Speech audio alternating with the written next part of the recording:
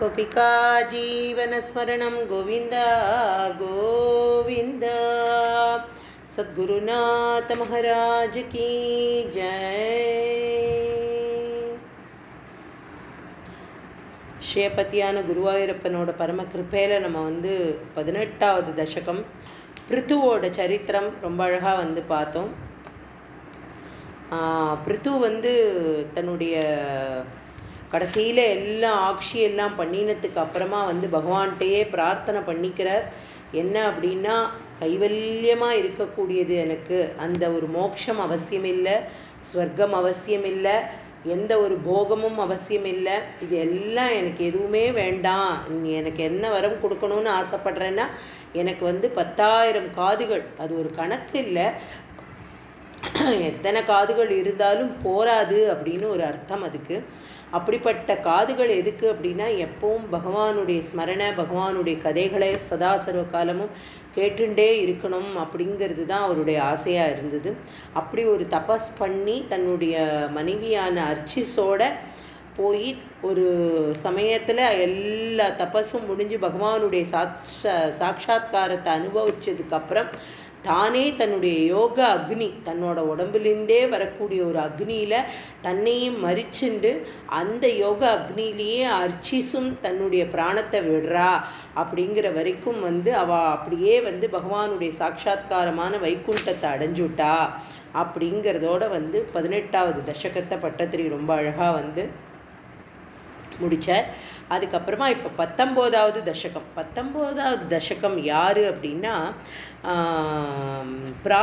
பிரச்சேதசர்கள் அப்படிங்கிறவாளுடைய சரித்திரம்.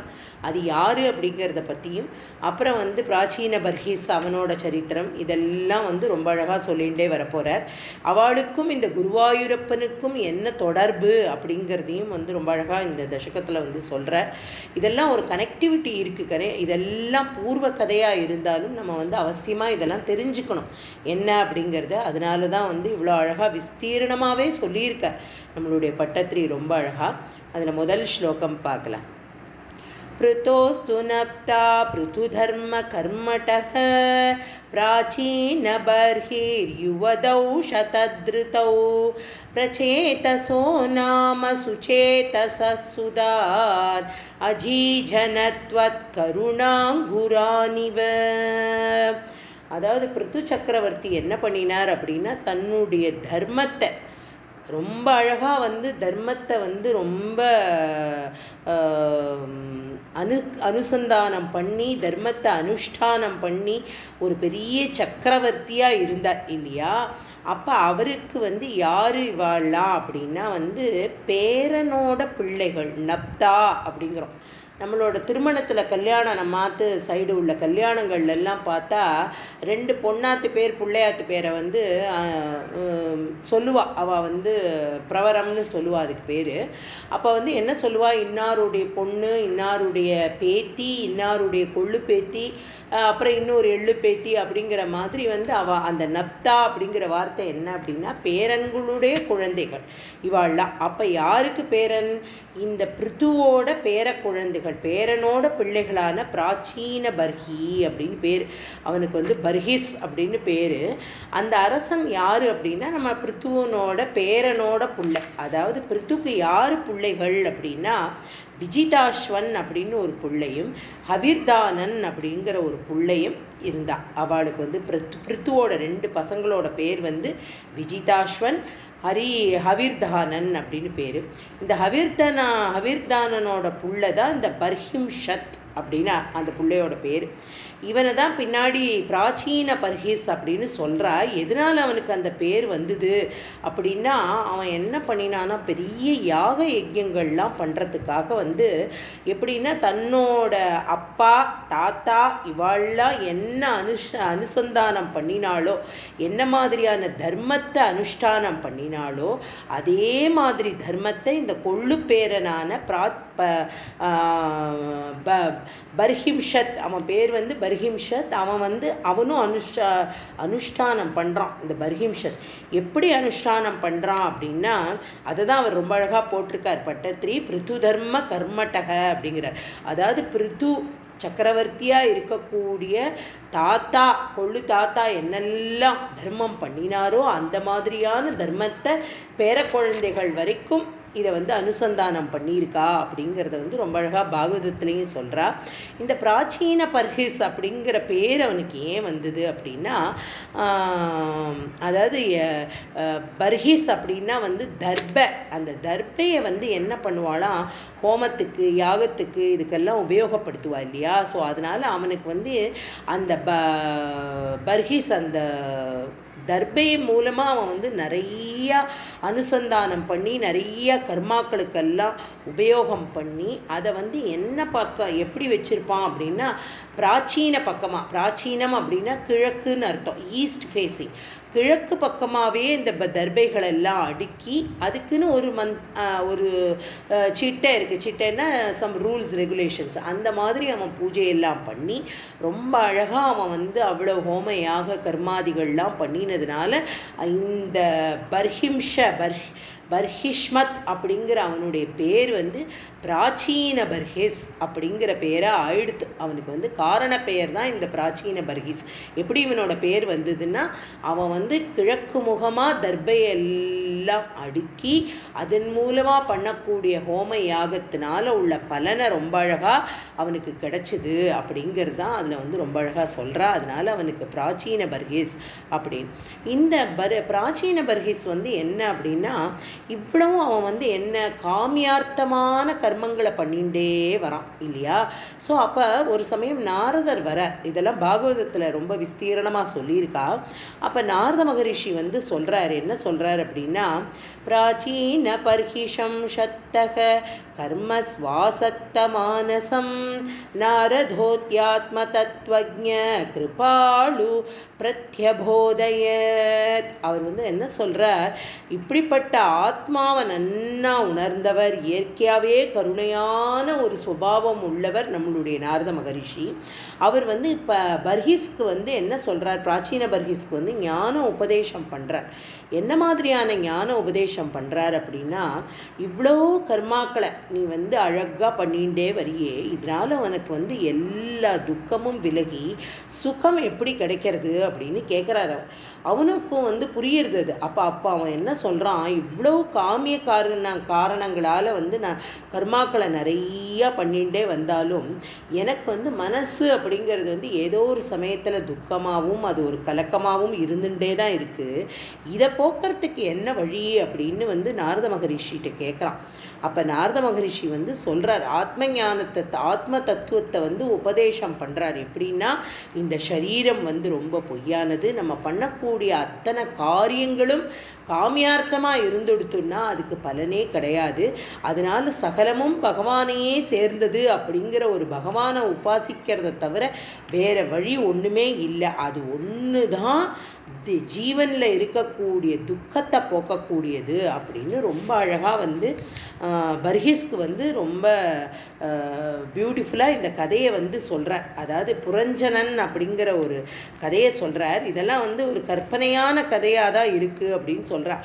என்ன அப்படின்னா, இந்த புரஞ்சனன் வந்து ஒரு அரசன்.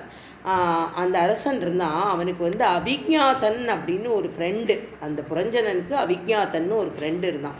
அப்போ என்ன அப்படின்னா, அந்த அபிஜ்ஞாதன் வந்து இந்த புரஞ்சனன் வந்து ஒரு நல்ல அரண்மனை வேணும்னு தேடினானான். இப்போ நம்ம வந்து அரசாள்றதுக்கு ஒரு அருமையான ஒரு அரண்மனை வேணும்னு ஊர் பூரா தேடுறான். அப்போ அவனுக்கு பார்த்த எந்த ஒரு இடமும் அவனுக்கு பிடிக்கலை முதல்ல. அப்போ அவன் என்ன பண்ணுறான், ஹிமாச்சல பிரதேசத்தில் போய் ஒரு அழகான ஒரு பெரிய ஊரை பார்க்குறான். அதுக்கு வந்து என்ன இருந்தது அப்படின்னா, 9 வாசப்படி இருந்துதான். அப்போ அந்த பட்டணத்தில் வந்து அதுலேருந்து யார் வெளியில் வரா அப்படின்னா, அந்த பட்டணம்னா அந்த நகரம், தட் பிளேஸ், அங்கேருந்து யார் வெளியில் வரா அப்படின்னா, ஒரு அழகான பொண்ணு வெளியில் வராளாம். அவளை வந்து யார் அப்படின்னா, அவளுக்கு பின்னாடி ஒரு 10 வேலைக்காரா வரா. அவள் ஒவ்வொருத்தருக்கும் 100கணக்கான வேலைக்காரா இருக்கா. அப்போ இந்த இவ்வளோ பெரிய இந்த நகரம், இந்த பிளேஸை வந்து ஒரு 5 தலை நாகம் வந்து காவல் பண்ணுறது. அப்போ அந்த பெண் வந்து என்ன அப்படின்னா புரஞ்சனன் என்ற அந்த அரசனை வந்து கல்யாணம் பண்ணிக்கிறா. 2 பேரும் வந்து நூற்றுக்கணக்கான வருஷங்களாக வந்து வாழ்ந்து அப்பட்டணத்தில் ரொம்ப அழகாக அந்த நகரத்தில் வந்து சுகமான ஒரு வாழ்வு வாழறா அப்படிங்கிறத வந்து ரொம்ப அழகாக வந்து இதை ஒரு கதையாட்டம் வந்து சொல்லிட்டு வர. அப்போ அவர் என்ன பண்ணுறார் அப்படின்னா அதுக்கு அந்த அந்த நகரத்துக்கு வந்து 7 வாசப்படி இருக்குது. அது எப்படி இருக்குது அப்படின்னா மேலே 7 வாசப்படியும் கீழே 2 வாசப்படியும் இருக்கான். அதனால தன்னோட மனைவி என்ன கேட்குறாளோ அதை வந்து நிவர்த்தி பண்ணுறது, அந்த மனைவியினுடைய எல்லா காமியார்த்தங்களையும் வந்து ரொம்ப அழகாக திருப்தி பண்ணி வைக்க வேண்டியது, அவள் என்னெல்லாம் கேட்குறாளோ அத்தனை பொருள்களையும் வாங்கி தருது அப்படின்னு சொல்லி எல்லாத்தையும் இவன் பண்ணிகிட்டே வரும்பொழுது என்ன ஆகுது அப்படின்னா இவன் வந்து என்ன ஆயிட்டான் அப்படின்னா இந்த புரஞ்சனன் வந்து தன்னுடைய ஒரு ஆத்ம நண்பனாக இருந்த அந்த நண்பனை வந்து மறந்துட்டான். அவிஜ்ஞாதன் அப்படிங்கிற அந்த நண்பனை வந்து சுத்தமாக மறந்து போயிட்டான் அப்படிங்கிறத வந்து சொல்கிறா இந்த கதை மூலமாக. நாரதர் வந்து ரொம்ப அழகாக எக்ஸ்பிளைன் பண்ணிட்டு வர. யாருக்கு? இந்த பர்ஹீஸ்க்கு வந்து சொல்கிற. இந்த கதை என்னென்னா இதில் ஒரு தத்துவம் இருக்குங்கிறது தான் இதில் ரொம்ப முக்கியம். என்ன அப்படிங்கிறது அப்போ வந்து என்ன ஆச்சு அப்படின்னா இப்போ தேவர்கள் பித்ருக்கள் இவாள்லாம் என்னெல்லாம் கேட்குறாளோ அதெல்லாம் வந்து இவன் என்ன பண்ணினா யாகம் மூலமாக எல்லாருக்கும் அவிர்வாகம் கொடுத்து கொடுத்து திருப்தி பண்ணி வைக்கிறான். இப்படி எல்லாத்தையும் கொடுத்துன்னு வந்தப்போ இப்போ அந்த மாதிரி ஸ்ரீ நாரதர் வந்து என்ன பண்ணுறார், பிராச்சீன பர்ஹீஸை பார்த்து சொல்கிறார். இது வந்து பாகவதத்தில் சொல்லியிருக்குப்பா. இப்படி இருக்கும்பொழுது அந்த ஸ்திரீகளோட அன்பு வச்சுருக்கிறவன் என்ன ஆகிடும் அப்படின்னா அவனுடைய காலம் அப்பிரியமான அந்த காலமானது வந்து என்ன அப்படின்னா சண்டவேகன் அப்படிங்கிறவன் வந்து என்ன ஆரம்பிச்சுட்டான்னா இந்த பட்டணம் இந்த நகரம் இருக்கு இல்லையா அதில் வந்து அவன் வந்து ரொம்ப சண்டை போடுறதுக்கு தயாராகிட்டான். சண்டவேகன் அப்படிங்கிறவன் வந்து இவன்டேந்து இந்த புரஞ்சனன்டேந்து இந்த எதிரி மாதிரின்னு வச்சுக்கோங்களேன், அந்த மாதிரி இவன்டேந்து வாங்கறதுக்கு பார்க்குறான். அப்போ என்ன அப்படின்னா அவனும் வந்து எல்லாரும் இதே அளவு கந்தர்வ ஸ்திரீகளாக இருக்கட்டும், கந்தர்வர்களாக இருக்கட்டும், பலசாலிகளாக நிறைய மக்கள் எல்லாருமா சேர்ந்து என்ன ஆகுது அப்படின்னா கொஞ்சம் கொஞ்சமாக இவனோட சண்டை போட்டு இவனுடைய இடத்த வந்து கொஞ்சம் கொஞ்சமாக ஆக்கிரமணம் பண்ணிக்கிறான். அப்படி பண்ணிக்கும் பொழுது என்ன ஆகுது அப்படின்னா அதில் காலன்னு ஒருத்தர் இருக்கான். அவனுடைய பொன்னான துர்பகை அப்படிங்கிறவ வந்து என்ன அப்படின்னா உலகம் பூரா ஒரு நல்ல பதி வேணும்னு தேடிட்டு போகிறாளாம். ஒவ்வொருத்தரும் வந்து அவளை வந்து கல்யாணம் பண்ணிக்கிறதுக்கு ஆசைப்படவே இல்லையா. யாரை? துர்பகை. ஏன் அப்படின்னா அவளுக்கு என்ன ஆகுது அப்படின்னா யவனர்களான தலைவன் அந்த தலைவன் யார் அப்படின்னா பயம் அப்படிங்கிற ஒரு பெயர் உள்ளவனை தன்னை மணக்கும்படி தன்னை கல்யாணம் பண்ணிக்கோ அப்படின்னு சொல்லி வேண்டிக்கிறாவ. அப்போ அவர் வந்து என்ன சொல்கிறான், அந்த யமன் அப்படிங்கிறவன் வந்து அந்த பயம் என்ன சொல்கிறது பயம் அப்படிங்கிறவன் என்ன சொல்கிறான்னா உன்னை யாரும் வந்து கல்யாணம் பண்ணிக்க மாட்டா. ஏன்னா நீ வந்து என்ன அப்படின்னா நீ மனுஷாளுக்குள்ளேயே மனுஷாள் அறியாத மாதிரி அவளுக்குள்ளே புகுந்து அவளுடைய மனசுக்குள்ளே புகுந்து நீ வந்து கொஞ்சம் கொஞ்சமாக எல்லாத்தையும் அனுபவின்னு சொல்லி அவன் சொல்கிறான். இப்படி எல்லாம் இந்த மாதிரியான கதைகளெல்லாம் வந்து அவருக்கு வந்து சொல்லிகிட்டே வர. யாருக்கு? இந்த பிராச்சீன பர்ஹீஸ்க்கு நம்மளுடைய நாரத மகரிஷி இதெல்லாம் சொல்லிகிட்டே வர. இப்படி சொல்லிகிட்டே வரும்பொழுது அவனுக்கு வந்து என்ன ஆகுது அப்படின்னா இந்த பயம் அப்படிங்கிற பெயருள்ள தன் சகோதரனோட சைன்யங்களோட எல்லாம் வந்து இந்த துர்பகை என்ன பண்ணுறா, போய் எல்லாத்தையும் ஆக்கிரமிச்சுன்றா. இந்த நகரத்தையே ஆக்கிரமணம் பண்ணிக்கிறா. ஆக்கிரமணம் பண்ணிட்டு இதனால் என்ன ஆகுது அப்படின்னா கொஞ்சம் கொஞ்சமாக இதை வந்து இந்த புரஞ்சனன் உருவாக்கின இந்த நகரத்தை அழிக்கிறது ஒன்று தான் இவாளுக்கு வந்து முக்கியமான வேலையாக இருந்தது. அந்த காரியத்தை அப்பாவா பண்ணிட்டு இருக்கா. அப்போ என்னாச்சு அப்படின்னா புரஞ்சனனோட சேர்ந்தவா அத்தனை பேருக்கும் ரொம்ப சோகமாயிடுறது, ரொம்ப கஷ்டத்துக்கு வந்துடுறா அவள்லாம். அப்படி கஷ்டத்தில் வரும்பொழுது என்ன ஆகுது அப்படின்னா வந்து அப்பவும் இவன் வந்து இந்த அவிஜ்ஞாதன் அப்படிங்கிற தன்னுடைய தோழனை நினைக்கவே இல்லையாம். இப்படிப்பட்ட புரஞ்சனன் வந்து தன்னோட மனைவியை நினச்சி வருந்தினான். தான் வீடு வாசல் இவ்வளவு பெரிய நகரத்தை நிர்மாணம் பண்ணினதை பற்றி நினச்சிண்டான். இதெல்லாம் அவன் பண்ணினா தவிர தன்னோட ஆத்ம நண்பனான இவனை பற்றி அவன் நினைக்கவே இல்லை. இப்படியே இவனுடைய காலம் முடிஞ்சு போய் மறுஜென்மத்தில் இவன் என்ன பண்ணுறான் அப்படின்னா, விதர்ப்பன் அப்படிங்கிற ஒரு அரசனோட ஆற்றுல ஒரு பொண்ணாக பிறக்கிறான். அந்த பொண்ணு வைதர்பி அப்படிங்கிறத அவளை மலையத்வஜன் அப்படிங்கிற பக்தனான அரசன் விவாகம் பண்ணி கொண்டான் அப்படின்னு. இதெல்லாம் எதுக்காக இவர் இவ்வளோ அழகாக இதெல்லாம் சொல்லிட்டு வரார் அப்படின்னா, இதை பட்டத்திரி ரொம்ப வெத்தரணையாக எழுதியிருக்கார் இதனுடைய பாவார்த்தத்தில். அதனால நான் ஜஸ்ட் இதை ஸ்மரிச்சுட்டேன். இந்த பிரச்சேதசர்கள்லாம் இப்போ என்ன ஆக போகிறா அப்படின்னா இவாள்லாம் இது இப்படியே பழைய நண்பனான இவன் அப்போ கேட்குறான், இவனை பார்த்து விடுறான். பார்த்துட்டு இந்த இடத்துல என்ன ஆறுது அப்படின்னா, அவன் கேட்குறான், நீ யார், ஏன் இப்படி துக்கப்படுற, நான் உன்னோட தோழனாக இருக்கேனே, என்ன உனக்கு தெரியறதான்னு மறுஜென்மத்தில் இவா கேட்குறா. ஸோ பல வருஷங்களாக இவாளுக்குள்ள ஒரு பெரிய பிரிவு இப்போ இவன் கேட்க ஆரம்பித்த உடனே இவனுக்கு ஞாபகம் வருது. என்ன அப்படின்னா, அதாவது இவன் உலகமெல்லாம் திரிஞ்சு ஒரு பெண்ணால் நிர்மாணிக்கப்பட்ட 9 வாயில்கள் உள்ள ஒரு பட்டணத்தை அடைஞ்சு அந்த பெண்ணோட விஷயபோகங்கள்லாம் அனுபவித்து, அதுக்கப்புறமா விதர்ப்பனோட பெண்ணும் இல்லை, நீ மலையத்வஜன் என்ற வீரனும் உனக்கு நண்பன் அல்ல, புரஞ்சனிக்கு நீ கணவனும் அல்ல, முன்னாடி நீ புருஷனாம், இதெல்லாம் என்னென்னா ஒரு கற்பனா சித்திரம் மாதிரி, இது எதுவும் சாஸ்வதம் இல்லை அப்படிங்கிறத ரொம்ப அழகாக நாரத மகரிஷி சொல்கிறார். யாருக்கு அப்படின்னா, இந்த பர்ஹிஸ்க்கு சொல்கிறார். இதை எப்படி இன்னும் ஒரு தத்துவார்த்தமாக ரொம்ப அழகமாக என்ன சொல்கிறா அப்படின்னா, பாயிண்ட் பை பாயிண்ட்டாக அவர் சொல்கிறார். பர்ஹிஸ்க்கு சொல்கிறார். இந்த கதையை இன்னும் ரொம்ப விஸ்தீரணமாக இல்லாமல் ரொம்ப அழகாக இது என்ன அப்படிங்கிறத சொல்கிறார். என்ன அப்படின்னா இந்த புரஞ்சனன் யார் அப்படின்னா அதுதான் ஜீவாத்மா. இந்த அவிஜ்ஞாதன் யார் அப்படின்னா அவன்தான் பரமாத்மா. இந்த பட்டணம் அப்படின்னு இவ்வளோ பெரிய நகர நிர்மாணம் இருக்கே, இதெல்லாம் என்ன அப்படின்னா எல்லாம் மிருகம் முதலிய சரீரங்கள் அப்படிங்கிறா. 9 வாசப்படிகள் உள்ள பட்டணம் அப்படின்னா மனித சரீரம், அதாவது கழுத்துக்கு மேலே 7, 2 கண்கள், 2 காதுகள், 2 மூக்குகள், வாய், கீழே 2 அப்படின்னு இத்தனையும் நம்ம உடம்புல உள்ள உறுப்புகளை எல்லாம் சொல்கிறான். இந்த பட்டணத்துலேருந்து வெளியில் ஒரு பொம்மனாட்டி வந்தா, ஒரு பொண்ணு வந்தான்னு சொன்னோம் இல்லையா, அவள் யார் அப்படின்னா அவள் தான் புத்தி. அவளுக்கு தான் 5 ஞானேந்திரியம், 5 கர்மேந்திரியம் ஆக 10 வேலைக்காரர்கள் இருக்கா அவளை சுற்றி. இப்போ இவாள்லாம் யார், 100 வேலைக்காரர்கள், இவாளுக்கு ஒவ்வொருத்தருக்கும் 100 வேலைக்காரர்கள்னு சொன்னோம் இல்லையா, அதெல்லாம் யாருன்னா நம்மளுடைய இந்திரியங்கள். இப்போ இந்த பெரிய நகரத்துக்கு யார் காவல்காரனா, ஒரு 5 தலை பாம்பு அப்படின்னு சொன்னோமே, அதுதான் பஞ்ச பிராணன். அப்போ ஜீவாத்மா புத்தியோடு சேர்றது தான் எது அப்படின்னா திருமணம், கல்யாணம் அப்படிங்கிறது.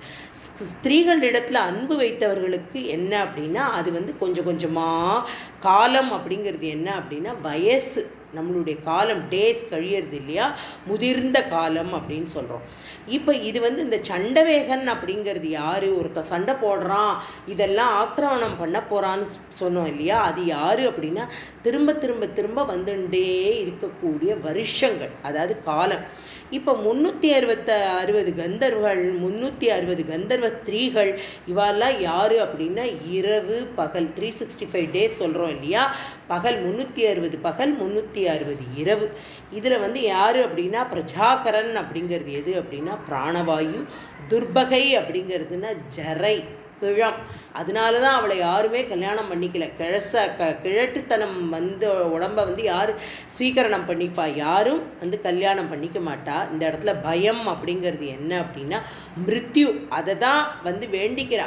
யார்கிட்ட மிருத்யுன்னா இறப்பு, இறப்புக்கிட்ட ஜரை இவளாக இருக்கக்கூடிய துர்பகை வேண்டிக்கிறா, என்னை கல்யாணி. ஜரை யாரும் விரும்ப மாட்டா அப்படிங்கிறதான் இந்த இடத்துல கருத்து, அதான் அதோட மீனிங். யவனர்கள்லாம் யார் அப்படின்னா சரீரத்தில் வந்திருக்கக்கூடிய வியாதி, மனோவியாதி, இதெல்லாம் யவனர்கள் அப்படிங்கிறா. அப்புறம் பிரஜ்வரான் அப்படிங்கிறது என்ன அப்படின்னா அது ஒரு விதமான ஜுவரம்.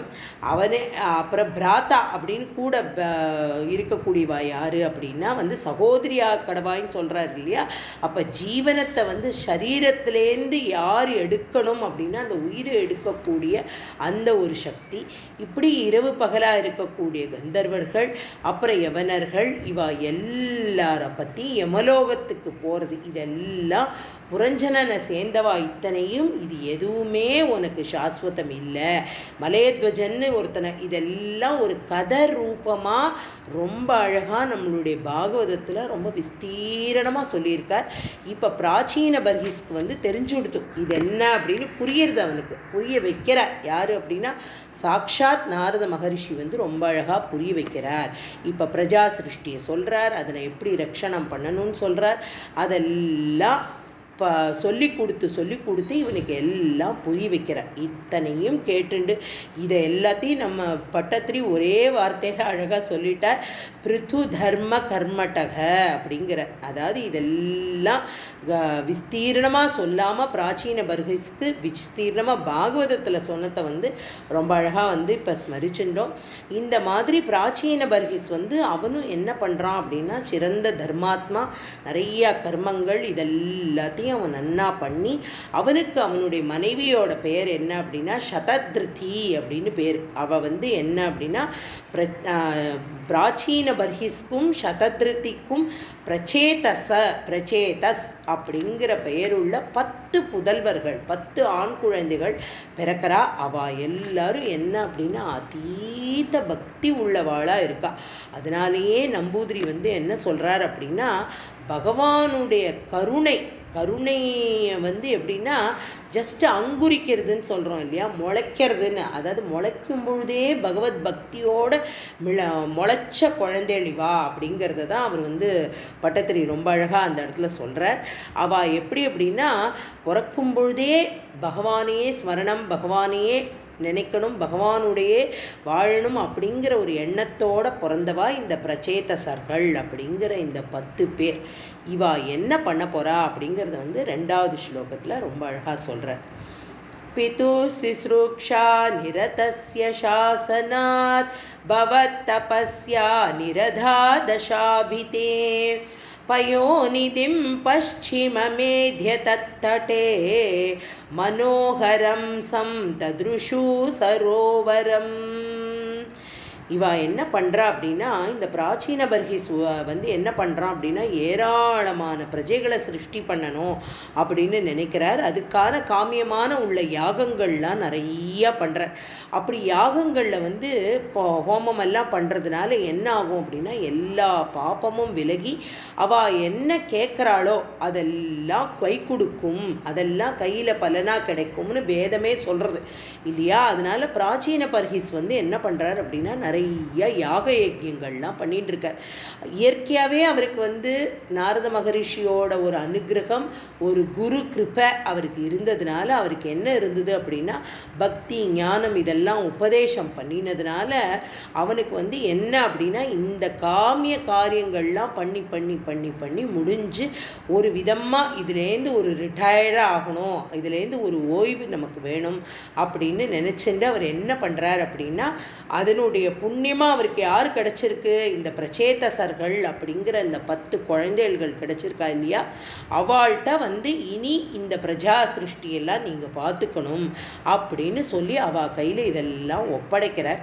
அப்படி பண்ணும்பொழுது என்ன ஆகுதுன்னா பிரச்சேதசர்கள்லாம் என்ன பண்ணுறா அப்படின்னா பகவானுடைய அனுகிரகத்தை அடையாமல் பகவானுடைய கிருப்பை இல்லாமல் எந்த ஒரு காரியத்தையும் நம்ம பண்ண முடியாது அப்படிங்கிறது ஏன்னா பிறப்பிலேயே இவாளுக்கு பகவானிடத்துல ஒரு பெரிய அதீத பக்தி இருக்குது அப்படின்றத ரொம்ப நன்னா சொன்னோம் இல்லையா, அதை சொல்லியிருக்கார். அதனால அவள் என்ன அப்படின்னா அந்த இடத்துல தான் பட்டத்திரி ரொம்ப அழகாக ஒரு பதம் போடுறார்.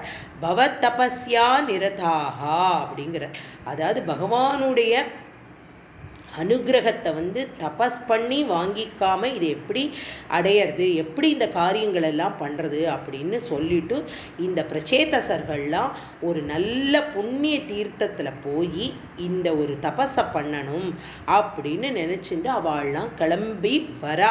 எங்கே வரா அப்படின்னா மேற்கு சமுத்திரமாக இருக்கக்கூடிய இடத்துக்கு வரா. ஒரு புண்ணியமான சரஸை பார்க்குறா. அந்த சரஸ் எது அப்படின்னா அதுதான் நம்மளுடைய நாராயண சரஸ் சரஸ் அப்படிங்கிற இப்போ குருவாயூரப்பன் கோவிலுக்கு பக்கத்தில் இருக்கக்கூடிய அந்த பெரிய பொய்கை. அது வந்து சரஸ்னா ஒரு பெரிய தடாகம் அப்படின்னு சொல்லலாம். ஓகே, அந்த அந்த இடத்துக்கு புண்ணிய தீர்த்தத்துக்கு இவா தேடிண்டு வரா. இது வந்து ஒரு அருமையான இடமா இருக்கும். இங்கே நம்ம தபஸ் பண்ணினோன்னா நமக்கு வந்து பகவானுடைய சாட்சா்காரம் கிடைக்கும் அப்படின்னு சொல்லி பிரச்சேதசர்கள்லாம் வந்து என்ன பண்ணுறா அப்படின்னா இந்த இடத்த தேடிண்டு வந்துடுறா. அப்பா கிட்ட உத்தரவு வாங்கிட்டு வரா இவாள்லாம். அதனால வந்து அப்பா தகப்பனார்கிட்ட வந்து உத்தரவு வாங்கிட்டு பகவானை வந்து நோக்கி தபஸ் பண்ணுறதுக்கு இந்த இடத்துக்கு வரா. இந்த இடம் எப்படி இருக்கு அப்படின்னா இந்த சரஸ் வந்து என்ன மாதிரி இருக்கு அப்படின்னா நிறைய சக்கரவாகம், ஹம்சம், சாரசம் அப்படிப்பட்ட எல்லா பறவைகளும் அங்கே வந்து சுத்தின்னு இருக்கு. அதெல்லாம் ரொம்ப சந்தோஷமாக இருக்குது. உள்ளே பார்த்தா அப்படி உட்பலம், தாமரை, செங்கல் நீர் புஷ்பம் அப்படிங்கிற இந்த மலர்களால் அப்படி ரொம்பி வழிஞ்சுன்னு இருக்கு. இது வந்து அதனுடைய வர்ணனையே அவ்வளோ அழகாக இருக்குது. அந்த சரசை பார்க்க பார்க்க இவாளுக்கெல்லாம் ரொம்ப சந்தோஷமாயிடுறது. இப்போ இந்த இடத்துல நம்ம முன்னாடியே குருவாயூரப்பனோட ஒரு சரித்திரத்தை நம்ம பார்த்தோம் இல்லையா? யார் இங்கே வந்து தபஸ் பண்ணிட்டு இருக்கா குருவாயூரில் அப்படின்னா சாக்ஷாத் பரமேஸ்வரனும் பார்வதியும் தபஸ் பண்ணிட்டு இருக்கா இல்லையா? அதை தான் வந்து சொல்கிறா. பரமேஸ்வரனும் பார்வதியும் தபஸ் பண்ணிட்டு இருக்கிற இந்த இடத்த வந்து அந்த இடத்துக்கு தான் இப்போ இவள் வந்திருக்கா. இப்போ இவாளுக்கு தெரியாது இங்கே பார்வதி பரமேஸ்வரன் வந்து தபஸ் பண்ணிட்டு இருக்கா அப்படிங்கிறது வந்து இந்த பிரச்சேதசர்களுக்கெல்லாம் முதல்ல தெரியாது. அவள் என்ன பண்ண போகிறா அப்படின்னா அதை தான் 3வது ஸ்லோகத்தில் ரொம்ப அழகாக சொல்கிறார் பட்டத்ரி. तदा भवतीतमिधं समागतो भवो भवत्सेवकदर्शनादृतः प्रकाशमासाद्य पुरप्रचेतसा उपादिशद्भक्त तमस्तवस्त्वम्. பட்டத்திரியோட பதங்கள் எல்லாம் நினச்சா அவ்வளோ அழகாக போட்டிருக்கார். பவோ பவத் சேவக தர்ஷனார்த்தக அப்படிங்கிற யார் பவத் யார் பவ அப்படின்னா பவ அப்படிங்கிறதுக்கு அர்த்தம் வந்து பரமேஸ்வரனுக்கு பவ அப்படின்னு ஒரு இடம். பவன்னு ஒரு அர்த்தம் உண்டு. பவன்னா பரமேஸ்வரன்னு அர்த்தம்.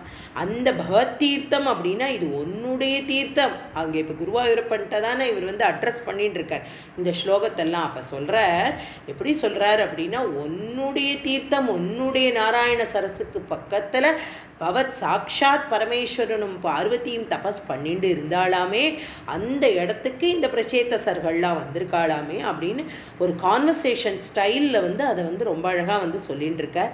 இப்போ இதெல்லாம் வந்து எப்படி சாஸ்திரம் என்ன சொல்கிறது அப்படின்னா, எங்கேயாவது புண்ணிய தீர்த்தத்தை பார்த்தாலோ, ஒரு நதி தீரத்தை பார்த்தாலோ, பெரிய பர்வத்தத்தை பார்த்தாலோ நம்ம என்ன பண்ணணும் அப்படின்னா சாஸ்திரம் சொல்கிறது அந்த இடத்துக்கு போய் அந்த புண்ணிய தீர்த்தத்துக்கு ஒரு நமஸ்காரம் பண்ணணும். அந்த புண்ணிய தீர்த்தத்தில் வந்து ஒரு ஸ்நானம் பண்ணணும். ஸ்நானம் பண்ணக்கூடிய சமயமாக இல்லாட்டி அட்லீஸ்ட் அங்கே போய் கை கால் அலம்பிண்டு அந்த தீர்த்தத்தை எடுத்து ஒரு அர்க்கியம் விடணும். அந்த தீர்த்தத்தை வந்து ஆச்சமணியம் பண்ணணும். இதெல்லாம் பண்ணி அந்த தீர்த்தம், அந்த நதியோ அந்த சரஸோ அதுக்கு வந்து ஒரு நமஸ்காரம் பண்ணணும். அதே மாதிரி பெரிய பர்வத்தங்களெல்லாம் பார்த்தா, மலைகளை பார்த்தோன்னா சாஷ்டாங்கமாக நமஸ்காரம் பண்ணணுமா. அப்படிலாம் இப்போ நம்ம திருவண்ணாமலை அந்த மாதிரி க்ஷேத்திரமெல்லாம் பார்க்கும் பொழுது நம்ம இதெல்லாம் ஞாபகம் வச்சுக்கணும். இப்படியே ஒரு சாஷ்டாங்க நமஸ்காரம் பண்ணணும் அப்படிங்கிறத வந்து ஞாபகம் வச்சுக்கணும். அந்த மாதிரி வந்து பண்ணிட்டு போகிறா. அப்போ அதை பார்க்குறா இல்லையா? அந்த இதெல்லாம் சாஸ்திரங்கள்லாம் சொல்கிறத பார்த்துட்டு இவன் என்ன ஏன் அது சொல்கிறா அப்படின்னா, அந்த அந்த புண்ணிய தீர்த்தங்கள்ல எல்லாம் வந்து நம்மளுடைய ஸ்நானமெல்லாம் பண்ணினோன்னா நம்மளுடைய பாப்பங்கள் மாத்திரம் விலகிறது இல்லை. என்ன அப்படின்னா பெரிய மகான்களுடைய சங்கம் கிடைக்கும் அப்படிங்கிறான். ஏன்னா சாக்ஷாத் ஆதிசங்கர பகவத்பாதாள் வந்து யமுனா தீரத்தில் வந்து ஸ்நானம் பண்ணும் பொழுது வந்து அப்போ தான் அவர் வந்து நினச்சிக்கிறார், அவருக்கு வந்து பிருந்தாவனத்தில் வந்து யமுனையில் போய் அவர் ஸ்நானம் பண்ணும் பொழுது என்ன வந்து தான் அவருக்கு அப்படின்னா சாக்ஷாத் ராதாராணி வந்து தன்னுடைய கேசத்தில் இருக்கக்கூடிய ஒரு தலைமுடியோடு சேர்ந்து அந்த புஷ்பம் வந்து அந்த ஓடையில் அந்த யமுனையில் வருது. அதை பார்த்து எடுத்து கண்ணில் ஒத்திக்கிறார் ஆதிசங்கர பகவத் பாதாள். அப்போ கேட்குறார் என்ன அப்படின்னா, சாக்ஷாத் பகவானும் தாயாரும் அங்கே ராசம் பண்ணி அவளுடைய குங்குமம் சந்தனாதிகள் எல்லாம் வரதை வந்து ஸ்மரிச்சுக்கிறார். அதை விட என்ன ஒரு பாக்கியம் எனக்கு வேணும், என்னுடைய காமம் இந்த இடத்துல வந்து எப்படி சொல்கிறார் அப்படின்னா, காமியார்த்தமாக என்னுடைய மனசில் இருக்கக்கூடிய எல்லா விஷயத்தையும், ஏன்னா அவர் ஒரு சன்னியாசி இல்லையா, அவர் வந்து அப்படி வேண்டிக்கிறாராம் பகவான்கிட்ட, எனக்கு வந்து நல்ல ஒரு சத்சங்கம் பக்தியை பிராப்தி பண்ணு அப்படின்னு. அதனால எந்த இடங்களில் போய் நம்மளுடைய ஸ்நானம் இதெல்லாம் நம்ம பண்ணுறோமோ அங்கே வந்து கண்டிப்பாக நமக்கு வந்து அங்கே பெரிய பெரிய மகான்கள் பண்ணின இடமா இருக்கலாம், அங்கே எல்லாம் ஸ்நானம் பண்ணியிருப்பா, அதெல்லாம் வந்து நமக்கு வந்து பிராப்தி ஆகும், அதெல்லாம் நமக்கு கிடைக்கும் அப்படிங்கிறது தான் வந்து இந்த இடத்துல சொல்கிறா. அந்த மாதிரி இவா வந்து அங்கே போய் என்ன பண்ண போகிறா அப்படின்னா, அழகாக அந்த இடத்துல வந்து ஸ்நானம் பண்ணி அங்கே பூஜையெல்லாம் பண்ணி அந்த இடத்துல அவள் வந்து தங்களுடைய தபஸ் ஆரம்பிக்கிறதுக்காக அவள் ரெடியாக இருக்கா. இப்போ தெரிஞ்செடுத்து சாக்ஷாத் பரமேஸ்வரனுக்கும் பார்வதிக்கும், பரமேஸ்வரன் யார் அப்படின்னா பவ அப்படின்னா பரமேஸ்வரன் அப்படிங்கிறா. அதில் வந்து என்ன சொல்கிறா அப்படின்னா, அவருக்கு வந்து அதாவது உத்தம வைஷ்ணவன் யார் அப்படின்னா, வைஷ்ணவானாம் யதா சம்புகு அப்படிங்கிறா.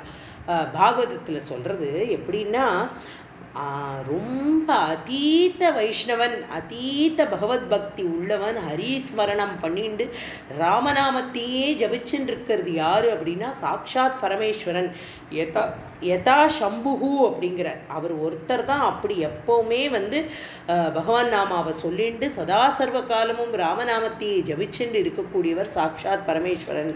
அவர் என்ன பண்ணுறார் அப்படின்னா, இப்படி பிரச்சேதசர்கள் அப்படிங்கிற இந்த 10 பேர் வந்திருக்கிறத பார்த்துட்டு தானே கிளம்பி இவாளை பார்க்கறதுக்கு வரார். எதுக்காக அப்படி அவர் ஓடி வரார் அப்படின்னா, அவருக்கு வந்து இந்த சாதுக்களாக இருக்கக்கூடியவாளை பார்த்தா எங்கே பார்த்தாலும் அவரால் வந்து நிற்க முடியாது, அவளை நமஸ்காரம் பண்ணாமல் பரமேஸ்வரனால் இருக்க முடியாதுன்னு சொல்கிறது பாகவதம். அப்போ இவாளை பார்த்து பிரச்சேதசர்களை பார்த்து அப்படி ஒரு சந்தோஷம் ஆயிடுறது. அவருக்கு அப்படி சந்தோஷப்பட்டு அவர் என்ன பண்ணுறார் அப்படின்னா, அவளை பார்த்து சொல்கிறார், நீங்கள்லாம் வந்து இங்கே வந்து நாராயண சரஸில் வந்து இப்படி தபஸ் பண்ண வந்திருக்கேன், உங்களுக்கெல்லாம் பகவானுடைய பரிபூர்ணமான கிருப்பை கிடைக்கும் அப்படிங்கிறத வந்து சொல்கிறார்.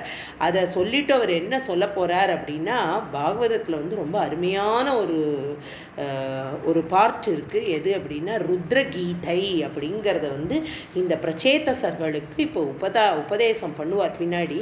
அதுக்கு முன்னாடி என்ன அப்படின்னா, இந்த சாக்ஷாத் ரொம்ப அழகாக வியாக்கியானகர்த்தா வந்து சொல்கிறார் என்ன அப்படின்னா,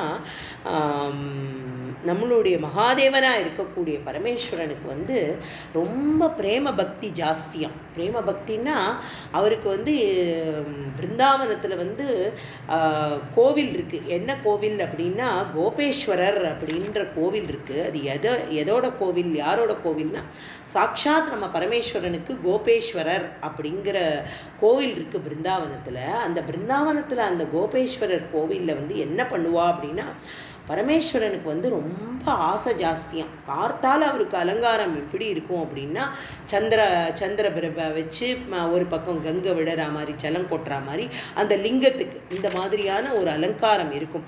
நெத்தியில் 3 பட்டை, முக்கண் 3ஆவதாக இருக்கக்கூடிய கண்ணு, அப்புறம் எல்லா அலங்காரம், அந்த அவருக்கு வேண்டிய எல்லா மாலைகள், எல்லா அலங்காரமே அப்படியே சிவனை எப்படி அலங்காரம் பண்ணுவாளோ, சிவன் லிங்கத்தை எப்படி அலங்காரம் பண்ணுவாளோ அந்த மாதிரி ரொம்ப அழகாக அலங்காரம் பண்ணியிருப்பாளாம். கால வேளையில் சாயங்காலம் ஆன உடனே என்ன ஆயிடும் அப்படின்னா, இந்த அலங்காரத்தை மாற்றிட்டு பரமேஸ்வரனுக்கு வந்து என்ன அலங்காரம் பண்ணுவா அப்படின்னா, மகாதேவனுக்கு மகாதேவியே அலங்காரம் பண்ணிவிடுவாளாம். எப்படின்னா, அம்பாள் ரூபமாக மாற்றிடுவாளாம். அந்த லிங்கத்தை அப்படியே ஒரு பெண் வடிவமாக மாற்றி, அப்போ என்ன ஒரு பாவம் பாருங்கோ. அந்த என்ன மாதிரியான பாவம் அப்படின்னா, சாக்ஷாத் பரமேஸ்வரனுக்கு தானும் ஒரு கோபியாக கிளம்பி நித்தியமாக ராசம் பண்ணக்கூடிய அந்த பகவான கிருஷ்ண பரமாத்மா அதீத ஸ்வரூபமாக இருக்கக்கூடிய சாக்ஷாத் பரபிரம்ம தத்துவமாக இருக்கக்கூடிய அந்த பகவானை அடைஞ்சு நித்தியம் தானும் ஒரு கோபியாக அங்கே போய் அந்த பாவம், அந்த பாவனா மண்டலத்தில் கலக்கணும் அப்படிங்கிறது அவருடைய ஆசையாம். அதனால் அது எப்படிப்பட்ட ஒரு பாவம், அந்த பக்தாள் பார்க்கக்கூடிய பாவம், அங்கே இருக்கக்கூடிய கோபேஸ்வரருங்கிற அந்த சுவாமி, அந்த சிவனுக்கு சாயங்காலத்தில் ஒரு ராத வடிவத்தில், ஒரு கோபி வடிவத்தில் அவளுக்கு அலங்காரமாக மாற்றி அவர் நித்தியமும் போய் பிருந்தாவனத்தில் அந்த பகவானோட ராசம் பண்ணுறார் அப்படிங்கிறது ரொம்ப அழகாக வியாக்கியான கர்த்தாள்லாம் சொல்கிறார். அப்படிப்பட்டவர் இப்போ என்ன அப்படின்னா, இப்போ இவாளை பார்த்து விடுறார். பார்த்த உடனே பிரச்சேதசர்களை பார்த்ததும் அவருக்கு ரொம்ப சந்தோஷம் ஆயிடுறது. அப்போ என்ன சொல்கிறார் அப்படின்னா, பக்ததமக அப்படிங்கிறார் இல்லையா. அப்படின்னா என்ன அப்படின்னா, இது அவருடைய பக்தி, அவருக்கு எப்படிப்பட்ட பக்தி, யார் மேலே, இந்த மாதிரியான யோகீஸ்வராளாக இருக்கக்கூடிய தபஸ் பண்ணணும்னு ஆசைப்படக்கூடிய தபஸ்விகளாக இருக்கக்கூடிய பிரச்சேதசர்கள்ட்ட இவருக்கு எப்படிப்பட்ட ஒரு பக்தி இருக்குது அப்படிங்கிறது தெரியறது. அதாவது தெய்வமாக இருந்தால் கூட அவருக்கு அன்புக்கு குறைவில்லை. யார் ஒருத்தர் உபாசிக்கிறாளோ அதில் எந்த ஒரு உபாசனை பண்ணினாலும் அவளுக்குள்ள துவேஷமே கிடையாது அப்படிங்கிறத தான் இந்த இடத்துல பட்டத்திரி ரொம்ப அழகாக சொல்கிறார், பக்ததம அப்படிங்கிற. அதனால ஒரு பக்தனாவே அவர் பகவானை சொல்கிறார். அப்புறம் பவத்தீர்த்தம் அப்படிங்கிறது என்ன அப்படின்னா, இந்த நாராயண சரஸ் பவத்தீர்த்தம், பவத்துனா உன்னுடையன்னு அர்த்தம். இந்த இடத்துல யாருடைய தீர்த்தம், குருவாயூரப்பனுடைய நாராயண சரஸ் தீர்த்தத்துக்கு இவ வந்திருக்கா அப்படிங்கிறத சொல்கிறார். மோரோவர் இந்த நாராயண சரஸ் அப்படிங்கிறது எப்படின்னா கங்கைக்கு சமமானது அப்படின்னு சொல்கிறா. அதனால் எப்படி கங்கா ஸ்நானம்னு நம்ம சொல்கிறோமோ, இன்றைக்கும் நம்ம குருவாயூரப்பன் கோவிலில் பார்க்கலாம். கார்த்தால விடிகார்த்தால அந்த வாகச்சார்த்திக்கு முன்னாடி ஜனங்கள் அத்தனை பேரும் நாராயண சரஸில் ஸ்நானம் பண்ணி அதில் பகவானை அது அப்படியே சொட்ட அந்த ஈரத்தோடையே போய் பகவானை தரிசனம் பண்ணக்கூடிய அழகு இந்த ஒரு கோவிலில் தான் நமக்கு கிடைக்கும். அப்படிப்பட்ட முத்கனமான ஒரு சுவாமி, அப்படியே முக்த பாலகனா அப்படி கருணையை அள்ளி அள்ளி தரக்கூடிய அந்த குருவாயூரப்பன், அவனை ஸ்மரணம் பண்ணிட்டு இங்கே இவா என்ன பண்ணுறா அப்படின்னா, இவா இப்போ பிரச்சேதசர்கள் தவம் பண்ண போகிறா. இப்போ ஸ்ரீ பரமேஸ்வரன் இவாளை பார்க்குறா. இப்போ பார்த்துட்டு இப்போ பரமேஸ்வரன் என்ன பண்ணுறார் அப்படின்னா, பிரச்சேதசர்களுக்கு ஒரு அதீதமான உபதேசத்தை கொடுக்குறார். அவர் சொல்கிறார் என்ன பண்ணணும் அப்படிங்கிறது. புண்ணிய தீர்த்தங்களுக்கு போனால் எப்படி சத்குருகள் கிடைப்பா அப்படின்னு இப்போ 2 நிமிஷம் முன்னாடி நம்ம சொன்னோமோ, அது இப்போ இங்கே சத்தியமாயிடுது இல்லையா. இப்போ எந்த ஒரு தீர்த்தமோ எந்த ஒரு இதுக்கோ போய் நீராடிட்டு நமஸ்காரம் பண்ணினா சத்குணமான விஷயங்கள், சத்துவ சக்தி எல்லாம் நமக்கு கிடைக்கும். நல்ல ஒரு குருவோட கிருப்பை கிடைக்கும். நல்ல சன்னியாசிகளை தரிசனம் பண்ணக்கூடிய ஒரு பாக்கியம் கிடைக்கும். அந்த மாதிரி இப்போ பிரச்சேதசர்கள் நாராயண சரஸில் ஸ்நானம் பண்ணினதும் சாக்ஷாத் பரமேஸ்வரனையே அவள் தரிசனம் பண்ணுறா. அவளுக்கு தரிசனம் கொடுக்கறதுக்காகவே அவர் வந்திருக்கார் அப்படிங்கிறது தெரியறது. அப்போ சரஸ்லேருந்து பல பக்தர்கள் எல்லாரும் வெளியில் வரா. யாரெல்லாம் வரான்னா, அந்த இடத்துல கந்தர்வர்கள்லாம் கானம் பண்ணுறா. தேவர்கள்லாம் அப்படியே உருக்கிய தங்கத்தை அப்படி வார்த்தா எப்படி இருக்கும் அந்த ஒரு காந்தின்னா பிரகாசம், அது இருக்கக்கூடியவராக இருக்கிறவரும் 3 கண்களை உடைய நீலகண்டர் அப்படின்னு சொல்கிறோமே, கண்டத்தில் தன்னுடைய விஷத்தை தக்க வச்சுட்ட அந்த நீலகண்டனாக இருக்கக்கூடிய முக்கண்ணன்னா இந்த இடத்துல பரமசிவன். அவர் எப்படி வரார் அப்படின்னா, அவரை பார்த்த உடனே இவாளுக்கு அத்தனை பேருக்கும் அப்படி ஒரு சந்தோஷம் வந்துடுறது. எப்படி வராமல் இருக்கும், சாக்ஷாத் பகவான் இல்லையா. அப்படி பார்க்கறத அவளுக்கு ரொம்ப ஆசை. இவாள் இப்படி அவரே இவாளுக்கு காட்சி தருவான்னு பிரச்சேதசர்கள் நினைக்கவே இல்லை. அப்படிப்பட்ட ஒரு பிரியன், அப்படிப்பட்ட அன்பானவன். அதாவது சிவலிங்கத்துக்கு சொல்லிகிட்டே இருப்பா நம்மளுடைய அதாவது பரமேஸ்வரனுக்கு எது திருப்தி அப்படின்னா, கொஞ்சம் ஜலம் போருமா சுவாமிக்கு. சதா சர்வ காலமும் லிங்கத்து மேலே யார் ஒருத்தன் ஜலத்தையும் பாலையும் விட்டுண்டே இருக்கானோ அவனுக்கு கிடைக்கிற கருணைக்கு அப்படிப்பட்ட ஒரு சந்தோஷத்தை வாழ்க்கையில் கொடுத்துடுவாராம் சாக்ஷாத் பரமசிவன். அப்படிப்பட்டவர் என்ன பண்ணுறார் அப்படின்னா இப்போ இவாளுக்கு வந்து உபதேசம் பண்ண போகிறார். என்ன உபதேசம்னா ருத்ரகீதம் அப்படிங்கிற ஒரு பெரிய கீதையை உபதேசம் பண்ண போகிறார் பிரச்சேதசர்களுக்கு. அதை வந்து பட்டத்திரி வந்து 4வது ஸ்லோகத்தில் சொல்கிறார். स्तवं जपन्तस्तममी जलान्तरे भवन्तमासे विशदायुतं समाः भवत्सुखास्वादरसादमीष्वियात् बभूव कालो ध्रुववन्द्रशीघ्रता. அதாவது பகவான் வந்து என்ன சொல்கிறார் அப்படின்னா, யஜ்ஞங்களுக்கெல்லாம் யஜ்ஞரூபியாக யஜ்ஞமூர்த்தியாக யார் இருக்கா அப்படின்னா சாக்ஷாத் பகவான் தானே இருக்கான். அதுதான் யஜ்ஞானாம் ஜப யஜ்ஞோஸ்மி அப்படிங்கிறது தான் கீதா வாக்கியம். அப்படிப்பட்ட ஜபத்தோ நாஸ்தி பாதகம் அப்படிங்கிறார். பாபமெல்லாம் எங்கே நீங்கிறதுனா பகவானை ஜபிக்கிறதுனால நீங்கிறது. பகவானை வந்து சதா சர்வ காலமும் யார் ஒருத்தன் ஜபிச்சுட்டே இருக்கானோ அந்த மந்திரம் அவன் பண்ணின எந்த ஒரு பாபமாக இருந்தாலும், அதாவது என்ன சொல்கிறது அப்படின்னா 7 தலைமுறைக்கும் அந்த பாபங்களை எல்லாத்தையும் பொசுக்கிடுமா அந்த பகவானுடைய மந்திரங்கள் அப்படிங்கிறத வந்து சொல்கிறா. இந்த இடத்துல வந்து ஒரு குரு உபதேசமாக இதை வந்து வாங்கிக்கிறது அப்படிங்கிறது வந்து ஒரு பெரிய பாக்கியம். எது ஒன்றும் குரு மூலமாக நமக்கு கிடைக்கிறது அப்படின்னா அதுக்கு வந்து எத்தனையோ பூர்வ ஜென்மத்தில் சுக்குர்த்தம் பண்ணியிருந்தாலே ஒழிய கிடைக்காது. பிரச்சேதசர்கள்லாம் பிறவியிலேயே பக்தி பண்ணக்கூடிய அங்குரிக்கிறச்சே பக்தியோடு தான் அங்குரிக்கிறா அப்படிங்கிறத வந்து ரொம்ப அழகாக சொன்னதுனால இவாளுக்கு இப்போ இந்த குரு கட்டாட்சம் கிடைச்சுடுத்து. இந்த இடத்துல யார் குருவா இவாளுக்கு உபதேசம் பண்ண போறா அப்படின்னா சாக்ஷாத் பரமேஸ்வரனே குருவா இருந்து இவாளுக்கு உபதேசம் பண்றதுனால இதுக்கு வந்து ருத்ரகீதம் அப்படின்னு சொல்றது. அதனால இவர் வந்து குருவுக்கிட்டேருந்து இந்த மந்திரங்களை வந்து வாங்கிக்கிறா இவாள்லாம். இதில் வந்து என்னெல்லாம் அவர் வந்து சொல்ல போறார் அப்படின்னா, அவர் என்ன சொல்றார் அப்படின்னா, பரமேஸ்வரன் சாக்ஷாத் பகவானை வந்து நான் என்ன பண்ணிட்டு இருக்கேன், இந்த இடத்துல இந்த நாராயண சரஸில் இருந்து நான் எந்த நாமத்தை ஜபிச்சுன்னு இருக்கேனோ அந்த நாமத்தை நான் உங்களுக்கெல்லாம் உபதேசம் பண்ணுறேன் அப்படின்னு சொல்கிறார். அந்த உபதேசம் பண்ணினா அந்த நாமத்துக்கான ரூபம் ஒன்று இருக்கணும் இல்லையா? ஒரு நாமரூபம் எப்படி வந்து துருவனுக்கு வந்து மகாமந்திரத்தை வந்து உபதேசம் பண்ணின நாரத மகரிஷி அவனுடைய ஹிருதயத்தில் ஒரு ரூபத்தை வந்து பிரதிஷ்டை பண்ணினார். அந்த ரூபத்தை மனசில் வச்சுண்டு தானே துருவன் வந்து அப்படி ஒரு 5 வயசு பாலகன் வந்து 5 மாதத்தில் அவனுக்கு வந்து ஒரு சாட்சாத்காரம் கிடைக்கிற அளவுக்கு அவன் தபஸ் பண்ணினா அப்படின்னா அந்த நாமத்துக்கும் அந்த ரூபத்துக்கும் அப்படி ஒரு சக்தி இருக்குது அப்படிங்கிறத வந்து இந்த இடத்துல வந்து அவர் சொல்கிறார். சொல்லிட்டு அவர் என்ன சொல்கிறார் அப்படின்னா, இதம் வித விவிக்தம் ஜபத்வயம் அப்படிங்கிறார். இந்த இடம் வந்து என்ன அப்படின்னா, இந்த இடம் வந்து தனிமையான ஒரு இடம்னு சொல்லாதீங்கோ.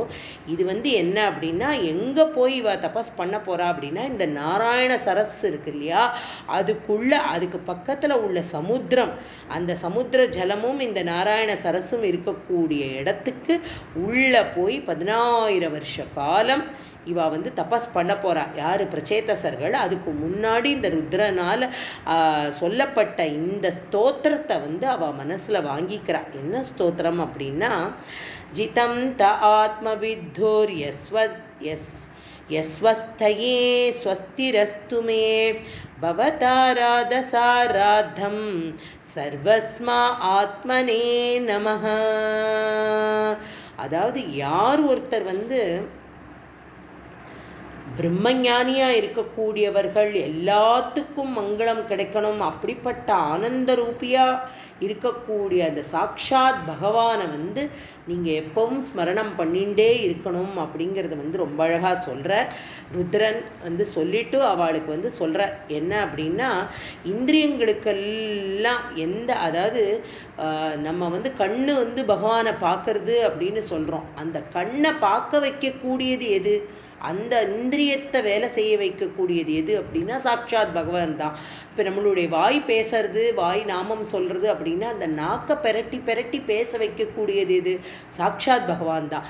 இந்த மாதிரி ஒரு விஷயமும் இப்படியே பகவத் ஸ்வரூபமாகவே நீங்கள் வந்து நினச்சுண்டே பிரார்த்தனை பண்ணணும். அப்படி பிரார்த்தனை பண்ணக்கூடியதுக்கு ஒரு அழகான மூர்த்தி வேணும் இல்லையா?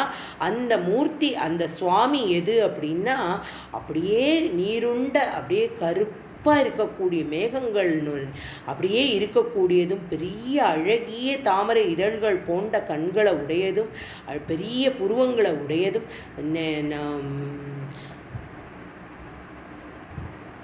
அருமையான ஒரு முத்து பல்வரிசையோடு இருக்கக்கூடிய ஒரு மாதுள பற்களை போல இருக்கக்கூடிய இதழ்களை உடையதும், அப்படிப்பட்ட ஒரு முகம், எள்ளுப்பூ நாசியோடையும் அழகான கன்னங்களோடையும் நல்ல ஆபரணங்களையும் காதில் மகர குண்டலங்களையும் கழுத்தில் கௌஸ்துபத்தையும் போட்டுண்டு ஒரு துளசி மாலையும் அணிஞ்சுண்டு பெரிய புண்டரீகத்தை போட்டு நெத்தியில் இட்டுண்டு அப்படிப்பட்ட ஒரு ரூபம். எந்த ரூபம் அப்படின்னா, இதோ இந்த சாக்ஷாத் குருவாயூரப்பனா இருக்கக்கூடிய இந்த பகவான் தான் அந்த ரூபம் அப்படிங்கிறத ரொம்ப அழகா இந்த இடத்துல பரமேஸ்வரன் ருத்ரகீதை அப்படிங்கிறது மூலமா இந்த பிரச்சேதசர்களுக்கு சொல்றா.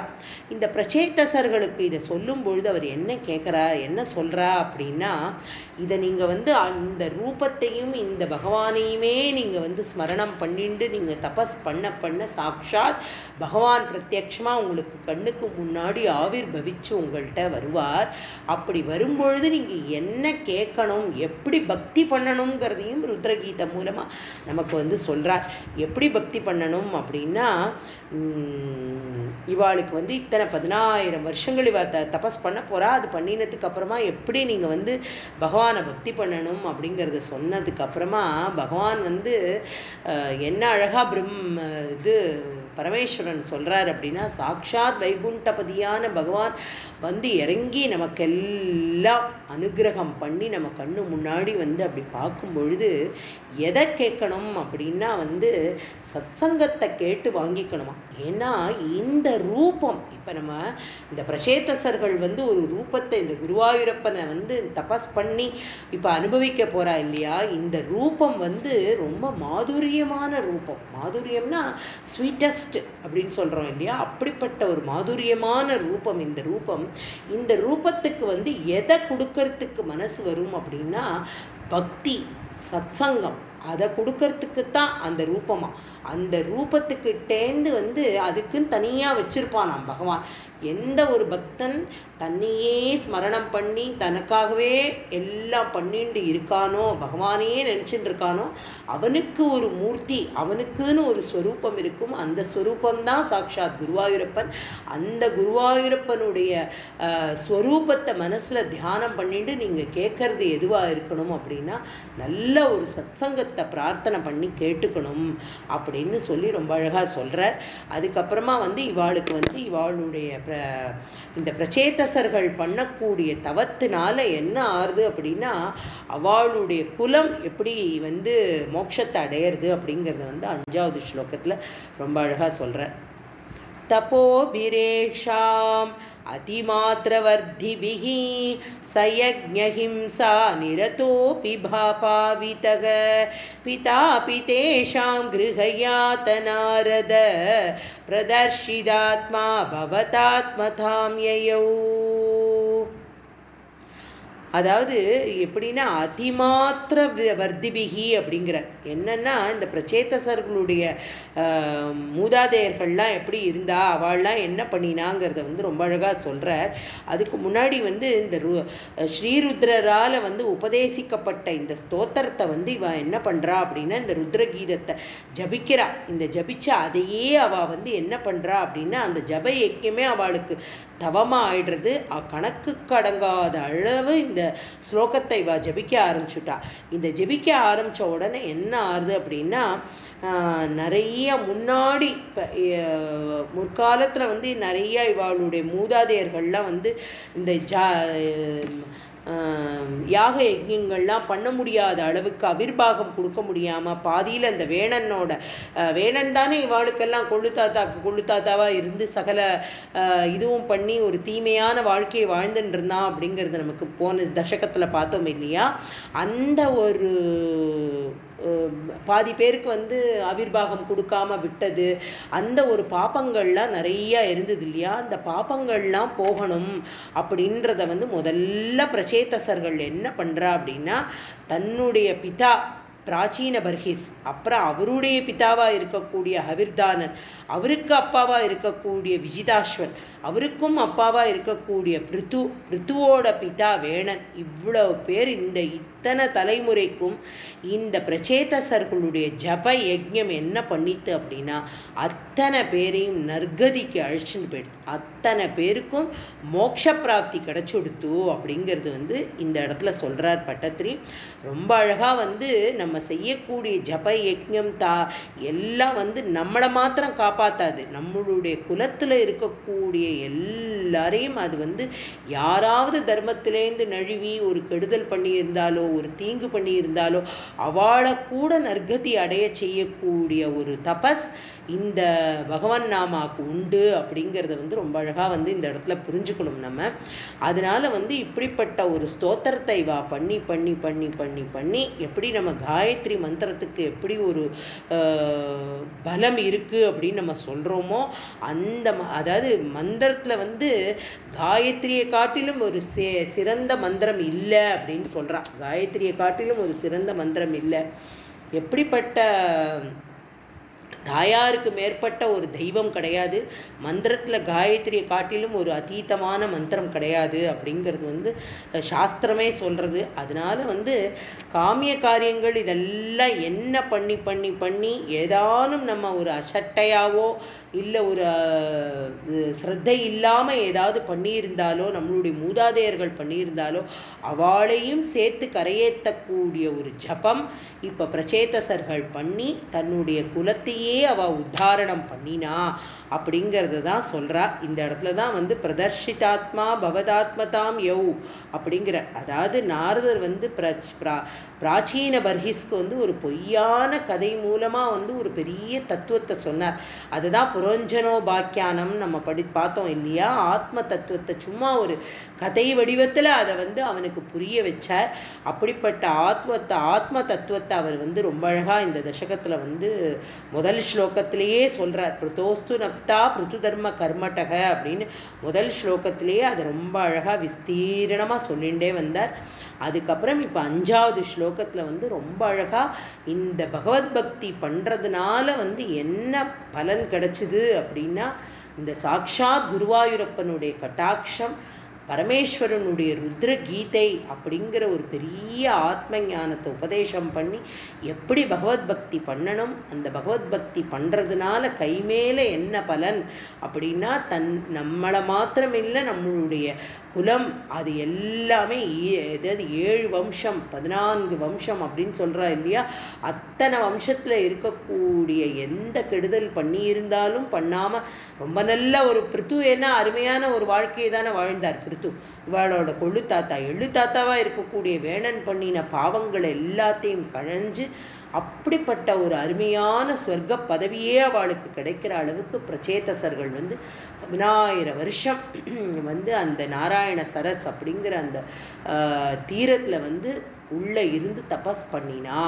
இப்போ இனிமே இந்த தபஸ்க்கு அப்புறமா இதுக்கு அவளுக்கு என்ன சாட்சாத்காரம் கிடைக்கணும் இல்லையா, அதை வேண்டிதானே வந்திருக்கா பிரச்சேதசர்கள். அதற்கு முன்னாடியே பரமேஸ்வரனுடைய அனுகிரகம் ஒரு குரு ரூபமாக அவளுக்கு கிடைச்சிட்டு, எப்போ ஒரு குரு ஒருத்தர் கைங்கரியம் பண்ணி ஒரு குரு வந்து அனுகிரகம் பண்ணிட்டாரோ அப்போ பகவான் வந்து காக்க வைக்க மாட்டார் அப்படிங்கிறது தான் 6வது ஸ்லோகத்தில் வந்து ரொம்ப அழகாக பட்டத்திரி பகவத் தரிசனம் அப்படிங்கிறது அவளுக்கு என்ன கிடைக்க போகிறது அப்படிங்கிறது வந்து ரொம்ப அழகாக சொல்.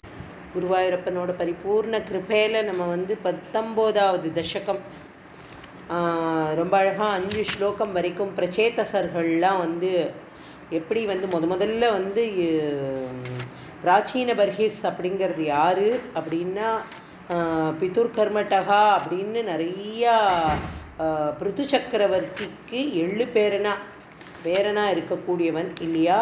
அவன்தான் வந்து பிருத்துவோட பிள்ளை விஜிதாஸ்வன்னு பார்த்தோம், அவனோட பிள்ளை ஹவிர்தாசன்னு பார்த்தோம். ஹவிர்தாசனோட பிள்ளை பர்ஹிஷ்மத், பிராச்சீன பர்ஹிஸ்னு அவனுக்கு எதனால் பேர் வந்தது அப்படிங்கிறதையும் பார்த்தோம். கிழக்கு முகமாக வந்து தர்பையை வச்சு அனுஷ்டானம் பண்ணி நிறைய ஹோமம் பண்ணினதுனால அவனுக்கு பிராச்சீன பர்ஹிஸ் அப்படிங்கிற பேர் வந்தது. அவனுக்கு வந்து பகவானுடைய கிருப்பையில் 10 குழந்தைகள் பிறக்கிறா. அதான் பிரச்சேதசர்கள்னு பார்த்தோம். அவள் வந்து தபஸ் பண்ணுறதுக்காக இங்கே வரா அப்படின்னா வந்து அழகாக நம்மளுடைய நாராயண சரஸ் இப்போ குருவாயூரப்பன் எழுந்தருளி இருக்கக்கூடிய அந்த இடத்துக்கு வரா. அங்கே வரும்பொழுது வந்து பரமேஸ்வரன் வந்து பகவத் தியானத்திலே இருக்கக்கூடிய பரமேஸ்வரன் இவாளை நேர்கொண்டு அழைக்கிறார். அவர் நேராக வந்து ஏன்னா ஒரு சாதுவாக இருக்கக்கூடியவா பகவத் பக்தி பண்ணுறவாளை பார்த்தா பரமேஸ்வரனால் தாங்க முடியாது. சாக்ஷாத் பகவானாக இருக்கக்கூடிய பரமேஸ்வரன் தானே முன்னாடி வந்து இந்த பிரச்சேதசர்கள்லாம் பார்த்து அவளுக்கு ஒரு பெரிய உபதேசத்தை கொடுக்குறார். அருமையான உபதேசம் ருத்ரகீதை அப்படின்னு பேர் அதுக்கு. அந்த ருத்ரகீதையை உபதேசம் பண்ணுறார். ருத்ரகீதையில் உபதேசம் பண்ணுறது என்ன அப்படின்னா வந்து சாக்ஷாத் ஆத்ம ஞானத்தை வந்து இவாளுக்கெல்லாம் பிரச்சேதசர்களுக்கு சொல்லிகிட்டே வரார். அந்த பிரச்சேதசர்களும் அதை வந்து அனுசந்தானம் பண்ணுறா. 10000 வருஷங்கள் வந்து அவள் ஜலத்தில் இருந்து பகவானையே பிரார்த்தனை பண்ணுறா. அப்படி பிரார்த்தனை பண்ணி பகவான்கிட்ட வந்து வரும்பொழுது நிச்சயமாக உங்களுக்கு பிரச்சேதசர்களுக்கு வந்து சாக்ஷாத் பகவத் சாட்சா்காரம் கிடைக்கும் அப்படிங்கிறது வந்து ரொம்ப அழகாக வந்து ருத்ரன் பரமேஸ்வரன் வந்து இவாளுக்கு அனுகிரகம் பண்ணுறார். அப்படி அனுகிரகம் பண்ணின இந்த அனுகிரகத்தை வாங்கின்ற இந்த பிரச்சேதசர்களுக்கு அவர் சொல்கிறார். அதாவது பகவான் சாட்சா்காரமாக பகவான் எய்தாப்பில் வந்து உங்களுக்கு முன்னாடி வர்றது வந்து எந்த ரூபமாக இருக்கும் அப்படின்னா நீங்கள் எந்த ரூபத்தை கேட்டு பகவான்கிட்ட வாங்கிக்கணும் அப்படின்னா பக்தாளுக்காக பகவான் ஒரு ரூபத்தை வச்சுருப்பான். அந்த ரூபத்தை வாங்கிக்கணும். அது வந்து யாருக்கும் சுலபமாக கிடைக்கக்கூடிய ரூபம் இல்லை. அந்த ரூபத்தை எல்லாருக்கும் ரொம்ப சௌஜன்யமாக பகவான் கொடுத்துட மாட்டான். அப்படிப்பட்ட அபூர்வமான ரூபம் அந்த ரூபத்தை வந்து கேட்டு வாங்கிக்கணும் அப்படின்னு பிரச்சேதசர்களுக்கு உபதேசம் பண்ணுறார். அப்படி பிரச்சேதசர்கள் எல்லாரும் வந்து இங்கே ஜலத்தில் இருந்து இவ்வளோ தபஸ் பண்ண அவளுக்கு இப்போ சாட்சா்காரம் ஆக போகிறது. மேலும் பகவான்கிட்ட அப்படி பகவான் பிரத்யக்ஷமாக எய்தாப்பில் வந்துவிட்டார்னா இன்னும் என்ன கேட்கணும் அப்படின்னா சாட்சாத் சத்சங்கத்தை கொடுக்கணும். பகவான் எப்பவும் பகவன் நாமாவை சொல்லிண்டு பகவான் கதைகளை கேட்டுண்டு பகவானுக்காகவே வாழ்ந்து பகவானிடத்திலேயே போய் சேரக்கூடிய அந்த ஒரு சாட்சா்காரமாக இருக்கக்கூடிய சத்சங்கத்தை எல்லாருக்கும் கொடுக்கணும் அப்படின்னு பிரார்த்தனை பண்ணிக்கணும் நீங்கள் அப்படின்னு கேட்டுக்கிறார். அப்படி பகவான் பிரத்யக்ஷமாக வந்து இவாளுக்கெல்லாம் இப்போ காட்சி தரப்போகிறார். அதை வந்து பட்டத்திரி தன்னுடைய 6வது ஸ்லோகத்தில் ரொம்ப அழகாக பகவானுடைய தரிசனம் எப்படி இருக்குது அப்படிங்கிறத வந்து சொல்கிறார். கிருபா பலேனைவ தத பிரச்சேதசா பிரகாஷமாகா பதகேந்திரவாஹனः விராஜி சக்ராதிவராயுதாம்சுபிஹ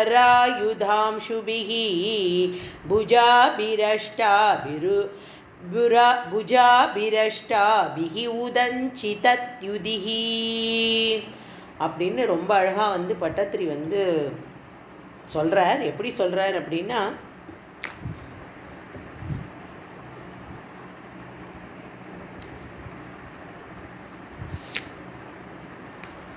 பகவான் வந்து எப்படி அப்படின்னா ரொம்ப கருணையே உருவானவன் இல்லையா.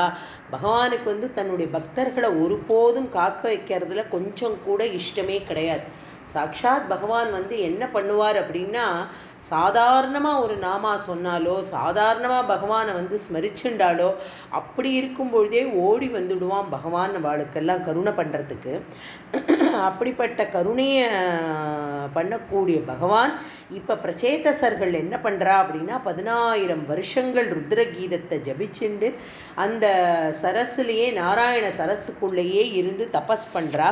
அவளை பார்க்கணும் அப்படிங்கிறது வந்து பகவானுக்கு வந்து ரொம்ப அதீத சந்தோஷமாயிடுறது. பகவான் காத்துண்டே இருக்கார் அவளுக்கு வந்து ஒரு தர்ஷனம் கொடுக்கணும் அப்படின்னு சொல்லி.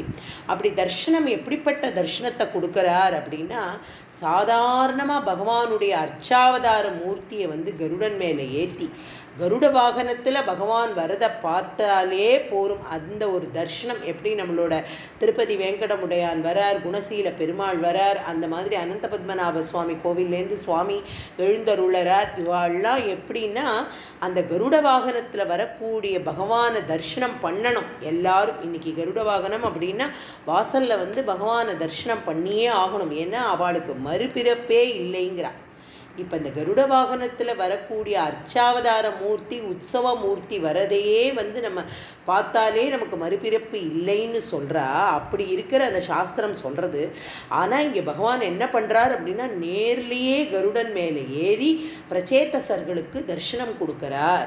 இதனால் வந்து இந்த கதையை கேட்குறவாளுக்கு சத்தியமாக இன்னொரு பிறவி இருக்கும் அப்படிங்கிறது இல்லை, இன்னொரு பிறவி கிடையாது அப்படிங்கிறது தான் சத்தியம். ஏன்னா பாகவதத்தை ஸ்மரிக்கிறவாளாக இருக்கட்டும், பாகவதத்தை ஸ்பர்ஷிக்கிறவாளாக இருக்கட்டும், பாகவதத்தை நித்தியமாக அந்த பாராயணங்களை பண்ணுறவாளாக இருக்கட்டும், பாகவத கதைகளை கேட்குறவாளாக இருக்கட்டும், யாருக்கும் மற்றேல் பிறவி இல்லை அப்படிங்கிறா இல்லையா. இன்னொரு பிறவிங்கிறதே கிடையாது அப்படின்னு சொல்கிறா.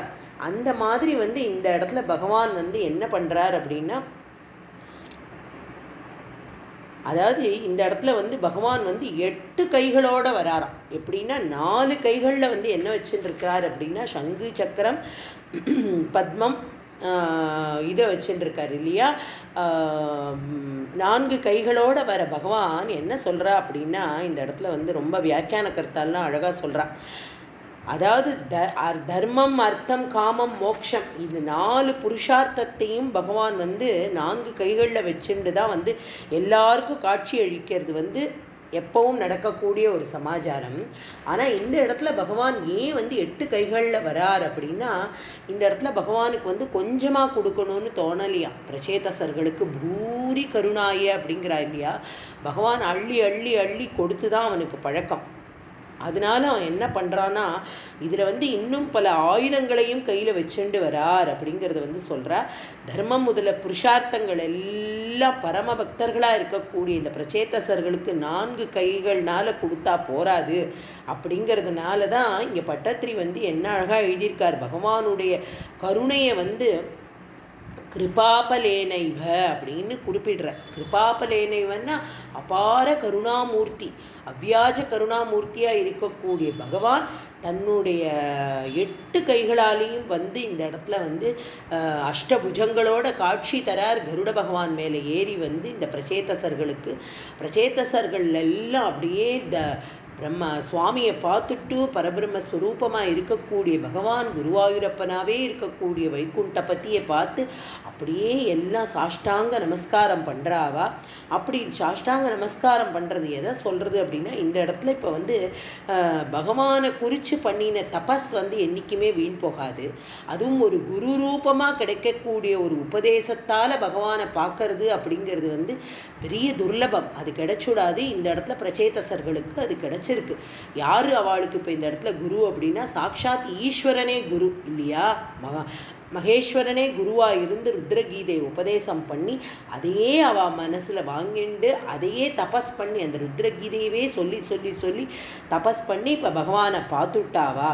அப்படி பார்த்ததுனால வந்து இந்த பாகவதத்துலேயும் வந்து சொல்கிறது அஷ்டாயுதை அப்படிங்கிறது. அஷ்டாயுதைனா 8 ஆயுதங்களோடு வந்திருக்கான் அப்படின்னா 8 ஆயுதங்களை எங்கே தரிச்சுட்டு இருப்பான்னு பட்டத்திரி அழகாக யோஜனை பண்ணி அஷ்டபுஜங்க அப்படின்னு போட்டார் அழகாக. அஷ்டபுஜங்கன்னா 8 கைகளோடு வந்து இங்கே காட்சி தரான். அதான் புஜப்பிரஷ்டாபி அப்படின்னு சொல்கிறார் பட்டத்திரி. அதனால் வந்து இந்த இடத்துல பகவான் வந்து கருடாரூடனாக வந்து காட்சி தரான். அர்ச்சாவதார மூர்த்தியை கருடாரூடனில் ஏற்றினாலே வந்து நமக்கு மோட்சம், அதுக்கு மறுபிறப்பு இல்லை அப்படின்னு சொல்லக்கூடிய நம்மளுடைய தர்மம் இப்போ எய்த்தாப்பில் பிரச்சேதசர்கள் மூலமாக நமக்கும் இந்த பகவானை பார்க்கக்கூடிய ஒரு அனுபவம் கிடைக்கிறது. அதே மாதிரி சாக்ஷாத் பட்டத்திரி அங்கே குருவாயூரப்பன் 8 புஜங்களோட எழுந்து அருளினதை பார்த்ததுனால தான் இவ்வளோ அழகாக வந்து அவர் வந்து எழுதுகிறார். இந்த இடத்துல வந்து பகவான் வந்து என்ன பண்ணுறார் அப்படின்னா பிரச்சேதசர்களோட இந்த தபஸ் வந்து அவருக்கு அதீத சந்தோஷத்தை கொடுத்து விடுறது. ரொம்ப சந்தோஷப்படுறார் பகவான். அவரால் தாங்க முடியல, தானாகவே இவாளுக்கு ஏதானும் ஒரு வரத்தை கொடுக்கணும் அப்படின்னு ஆசைப்படுற பிரச்சேதசர்களுக்கு அவள்லாம் கேட்க மாட்டா இல்லையா. இவாள்லாம் என்ன பகவத் பக்தி பண்ணணும், பகவானை சாட்சா்காரம் பண்ணணும், பகவானுடைய சமீபத்தில் இருக்கணும்னு இருக்கிறவா எப்படி அல்பமாக எதையாவது ஒரு வரத்தை கேட்பாளா? அவளுக்கு அது மனசே வராது. அவளுக்கு பகவானை பார்த்ததே பெரிய வரப்பிரசாதம் அப்படின்னு நினைக்கிறவா.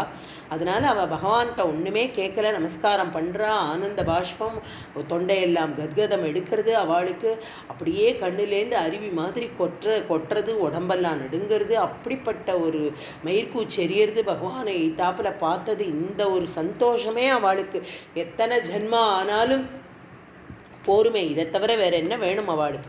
அந்த மாதிரி அவள் இருக்கா. அப்படி இருக்கிறவாள்கிட்ட பகவான் என்ன சொல்கிறார் அப்படிங்கிறத பட்டத்திரி ரொம்ப அழகாக கேட்குறார். பிரச்சேதசாம் தாவதயாச்சதாமபி த்வமேவ காருண்யபராத்வரானதாஹ பவத்விசிந்தாபி சிவாய தேஹினாம் பவத்வசௌருத்ரனுதிஷ்ச காமதா பவத்வசௌருத்ர நுதிச்ச காமதா. ருத்ரகீதையை மனசால பாராயணம் பண்ணி பகவானையே ஸ்மரணம் பண்ணி 10,000 வருஷ காலம் தபஸ் பண்ணின உங்களுக்கு சிவாய அப்படிங்கிறார். சிவாய, சிவம் அப்படிங்கிற வார்த்தைக்கே மங்களம்னு அர்த்தம். சிவாயன்னா எப்பவுமே மங்களம் உண்டாகட்டும் அப்படிங்கிறது தான் அதுக்கு அர்த்தம். அந்த மாதிரி பகவான் என்ன பண்றார் அப்படின்னா, இவாளுக்கு தாயும் தகப்பனுமா இருக்கக்கூடியது யாரு? சாக்ஷாத் பகவான் தானே. அதனால பிரச்சேதசர்கள் கேட்காமலேயே அவளுக்கு வரத்தை கொடுக்கணும்னு அவருக்கு ஆசை வருது. அப்படிப்பட்ட வரத்தை என்ன கொடுக்கணும் அப்படின்னா, எல்லாரும் என்ன ஆசைப்படுவோம்? ஒரு நல்ல வீடு வேணும், வாசல் வேணும், பூமி வேணும், வாகனங்கள் வேணும், நல்ல மனைவி வேணும், குழந்தைகள் வேணும், இப்படி எல்லாம் கேட்போம். பெரியவாள்கிட்ட கேட்போம். இல்லைன்னா பகவான்கிட்டையே நம்ம நமஸ்காரம் பண்ணி நம்மளுடைய தேவைகளை பூர்த்தி பண்ணிக்கிறதுக்காக பகவான் நாமாவை சொல்லுவோம். எத்தனையோ நாமா சொல்லுவோம். 108 தடவை விஷ்ணு சஹஸ்ரநாமம் பாராயணம் பண்ணுறோம். அதனால எனக்கு இதுக்கு பலனாக கிடைக்கணும்னு ஒரு பலனை எதிர்பார்த்து பக்தி பண்ணக்கூடிய யதார்த்தவாதிகளுக்கு மத்தியில பிரச்சேதசர்கள் பகவானுக்காகவே பிரார்த்தனை பண்ணினா அப்படிங்கிறதான் சத்தியம். இந்த இடத்துல அவளுக்கு பகவானை பார்த்ததுக்கு அப்புறமா எதுவுமே கேட்க தோணலை. அவளுக்கு பகவான் என்ன அப்படின்னா, உடனே பக்தர்களுக்கு உடனே மோட்சத்தை கொடுத்துடுவானா? பார்த்த மாத்திரத்திலே மோட்சத்தை கொடுத்துட்டா சந்தோஷம்தான், இல்லைங்கள. பட் அவளும் இன்னும் நிறைய அனுபவிக்கணும் அப்படிங்கிறது பகவானுக்கு நன்னா தெரியறது. அதனால தான் சாக்ஷாத் துருவனா இருக்கிறவனா, குட்டி 5 வயசு பாலகன், அவன் 5 மாசத்துல பகவானுடைய சாட்சா்காரத்தை தெரிஞ்சுட்டான் அப்படின்னா அந்த க்ஷணமே அவனுக்கு மோட்சகதியை கொடுத்து ஒரு துருவபதத்தை கொடுத்துருக்கலாமே. பகவான் அப்படி பண்ணலை. லோகத்துல மீண்டும் இந்த சத்சங்கத்தையும் கொடுத்து பகவானுடைய நாமஸ்மரணத்தை எப்பவும் அனுபவிச்சு ஒரு லௌகீக வாழ்க்கையிலையும் கிடைக்கக்கூடிய இன்பங்களை எல்லாம் அனுபவிச்சு அதுக்கப்புறம் தனக்கிட்ட வரணும் அப்படிங்கிறது தான் பகவானுடைய ஆசை. அதையே தான் பிரகலாத ஆழ்வாருக்கும் பகவான் சொல்றார். அந்த மாதிரி துருவன், பிரகலாதன் இவாள்லாம் பல வருஷ காலம் ஆட்சி பண்ணி அதுக்கப்புறம் பகவானுடைய பதத்தை அடைஞ்சா அப்படிங்கிறதெல்லாம் நம்ம முன்னாடி பார்த்துருக்கோம். அதனால இந்த இடத்துல பகவான் பிரச்சேதசர்களுக்கு என்ன கொடுக்குறார் அப்படின்னா, இந்த இடத்துல ரொம்ப அருமையான ஒரு வரத்தை கொடுக்குறார். இது ரொம்ப அதி ஆச்சரியமான ஒரு வரம். என்ன அப்படின்னா, பரம பக்தர்கள், இந்த பிரச்சேதசர்கள் யாரு அப்படின்னா பரம பக்தர்கள் இல்லையா. இவெல்லாம் சாது. அப்படிப்பட்ட ஒரு சாதுக்கள் சதா பகவான் நாமா ஸ்மரண பண்றவா. அந்த மாதிரியான உங்களை யாராவது நினைச்சுட்டான்னா அவளுக்கே சர்வமங்கலமும் கிடைக்கட்டும் அப்படிங்கிறார். அப்படின்னா என்ன அர்த்தம்? பாகவதத்தை ஸ்பர்ஷிக்கிறவா, பாகவதத்தில் உள்ள பிரச்சேத சரித்திரத்தை படிக்கிறவா, நாராயணியத்தில் பிரச்சேத சரித்திரத்தை படிக்கிறவா, ருத்ரகீதையை ஸ்மரணம் பண்றவா, இவ எல்லாருக்கும் சிவமாய மங்களம் எப்பவும் கிடைக்கட்டும் அப்படின்னு ரொம்ப அழகா பகவான் இப்படிப்பட்ட ஒரு குயுக்தியோட உள்ள வரத்தை ரொம்ப அழகா கொடுத்திருக்கார். இப்போ பிரச்சேதசர்களை யாரெல்லாம் நினைக்கிறாளோ அவளுக்கு சகல மங்களமும் உண்டாகும் அப்படின்னு நன்னா தெரிஞ்சு போயிடுது. இப்போ என்ன ஆறுது? பிரச்சேதசர்களை நினைக்கணும் அப்படின்னா நமக்கு யாரை ஞாபகம் வரும்? நாராயண சரஸ் ஞாபகம் வரும். அங்கே இருக்கிற சாக்ஷாத் குருவாயூரப்பனை ஞாபகம் வரும். மம்மியூரில் இருக்கக்கூடிய பரமேஸ்வரனை ஞாபகம் வரும். அவள் எல்லாரும் பரமேஸ்வரன் எப்படி ஒரு ருத்ர கீதையை கொடுத்தான் அப்படிங்கிறது ஞாபகம் வரும்.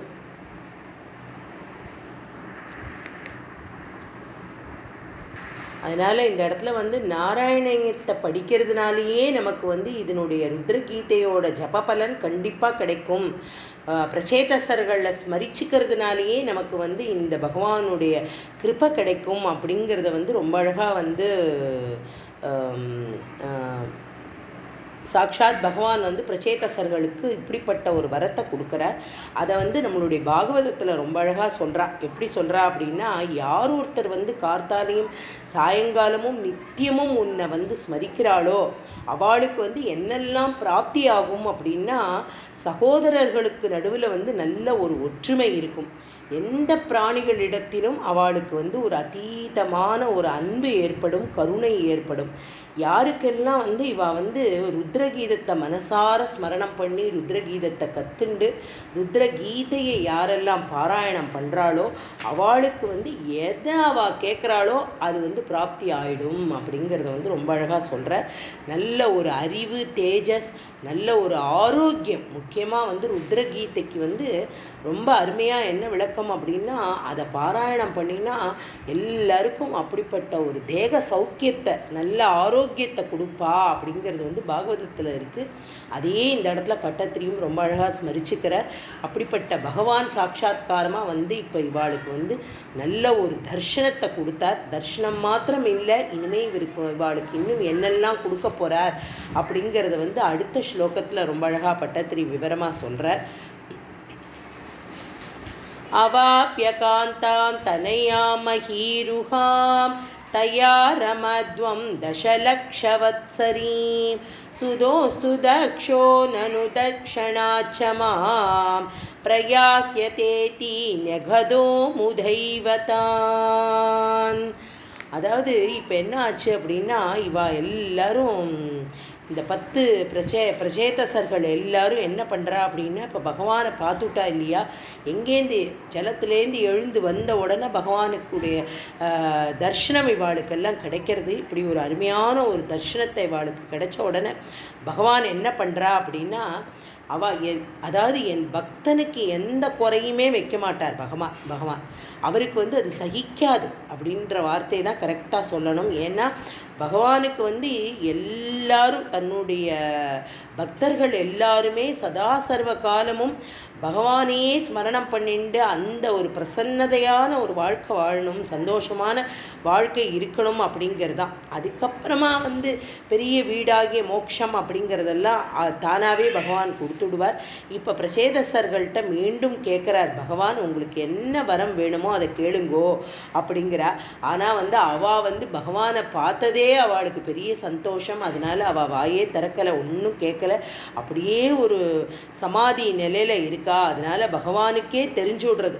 அதாவது இவாளை கேட்க சொல்லி இவா கேட்டு எதையாவது விட்டுட போறாளே, அப்படிப்பட்டு விடக்கூடாது. அதனாலதான் நம்மளோட சனாதன ஹிந்து சாஸ்திரத்துல என்ன சொல்றோம் அப்படி சொல்றது அப்படின்னா, பகவானை வந்து பூஜை பண்ணிட்டு எனக்கு இது வேணும் அது வேணும் அப்படின்னு எல்லாம் கேட்காதே அப்படிங்கிறது சாஸ்திரம். ஏன்னா எப்போ நம்ம ஒரு ஆராதனை பகவானுக்கு பண்ணியாச்சோ அந்த ஆண்டவனுக்கு தெரியும், அந்த சுவாமிக்கு தெரியும் நமக்கு எது நல்லது எது கெட்டது, எது நமக்கு கொடுக்கணும் எது நமக்கு வேண்டாம், எது நமக்கு வந்து அவசியம் எது நமக்கு அவசியம் இல்லை, இதையெல்லாம் நிர்ணயம் பண்ணக்கூடிய கடமை பகவானுக்கு இருக்குது. அப்படிங்கிறத வந்து நம்மளுடைய சனாதன தர்மம் ரொம்ப அழகாக நமக்கெல்லாம் சொல்லி கொடுத்துருக்கு. இப்போ இந்த பகவான் வந்து இந்த பிரச்சேதசர்களுக்கு என்ன பண்ணுறார் அப்படின்னா, வார்ஷி அப்படிங்கிற ஒரு பெண்ணை வந்து இவாளுக்கு கல்யாணம் பண்ணி வைக்க, விவாகம் பண்ணிக்கோங்கோ அப்படின்னு சொல்லி 10 லட்ச வருஷங்கள் வந்து நீங்கள் ஒரு அருமையான இல்லறத்தை நடத்தணும் அப்படிங்கிறத சொல்லி, மேலும் வந்து யார் வந்து உங்களுக்கு குழந்தையா பிறப்பா அப்படின்னா தக்ஷனே மீண்டும் குழந்தையா வந்து உங்களுக்கு பிறப்பான் அப்படின்னு சொல்கிறார். நம்ம இப்போ என்ன பண்ணணும், நம்மளுடைய நாராயணியத்தோட பேஜஸை டுவர்ட்ஸ் பேக் திருப்பி பார்க்கணும். பார்த்தா தக்ஷ யஜ்ஞ பார்த்தோம் இல்லையா. தக்ஷன் எப்போ என்ன பண்ணினார், சாக்ஷாத் சிவபெருமான நிந்தனை பண்ணி சிவநிந்தனை பண்ணி அவனுக்கு வந்து அவனுடைய காலம் ஆறுது. இப்போ தக்ஷன் பின்னாடி ரியலைஸ் பண்ணுறாரு இல்லையா, சிவபெருமானுக்கு வந்து நம்ம அப்படி பண்ணினது தப்பு, இன்னும் பகவானையே நம்ம இன்னும் நன்னா ஸ்மரணை பண்ணியிருக்கணும், சிவநிந்தனை பண்ணியிருக்கக்கூடாது அப்படின்னு மனசு நொந்து இருக்காராம். அதனால மீண்டும் அவருக்கு ஒரு பிறப்பு கொடுத்து திரும்பவும் பகவானையே ஸ்மரணம் பண்ணக்கூடிய ஒரு பாக்கியத்தையும் அவனுக்கு கொடுக்கணும் அப்படின்னு பகவான் நிர்ணயம் பண்ணுறார். இந்த இடத்துல வந்து வார்ஷி அப்படிங்கிறது வந்து யாரு அப்படின்னா, அங்கே வந்து இந்த வெளியில் வந்த உடனே என்ன ஆகுது அப்படின்னா, நிறைய மரங்கள் வளர்ந்துருக்கு. எங்கே அப்படின்னா, இவா 10 வருஷ காலம் உள்ளே இருந்து தபஸ் பண்ணும்பொழுது தெரியல இல்லையா, வெளியில் பார்த்தா எக்கச்சக்க மரம், கால் வைக்கிறதுக்கு கூட இடமில்லாத அளவுக்கு மரம் வளர்ந்துருக்கு. அப்போ இவா என்ன பண்ணுறா அப்படின்னா, தன்னுடைய தபஸ்னால ஒரு அக்னியை உண்டாக்கி அந்த மரங்களெல்லாம் எரிக்கிறா.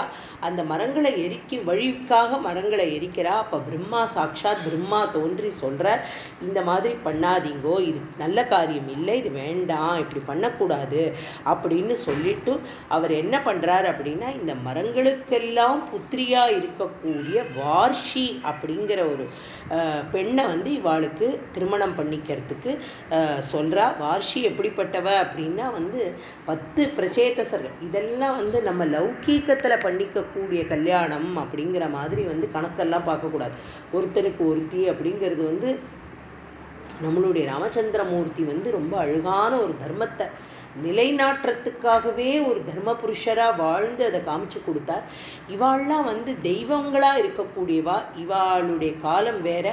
இவாள்லாம் வந்து எப்படின்னா அதாவது சங்கல்ப மாத்திரத்துல இவாளுடைய வாழ்க்கை அமையும். இவா வந்து எப்படி பிரஜைகளை உற்பத்தி பண்ணினா அப்படிங்கிறதெல்லாம் நம்ம பார்த்தோம். இதெல்லாம் தெய்வாம்சம் பொருந்திய வாழ்க்கை. அதனால வந்து நம்மளுடைய லௌகீகத்தோட இதை கணக்கெல்லாம் பண்ணக்கூடாது.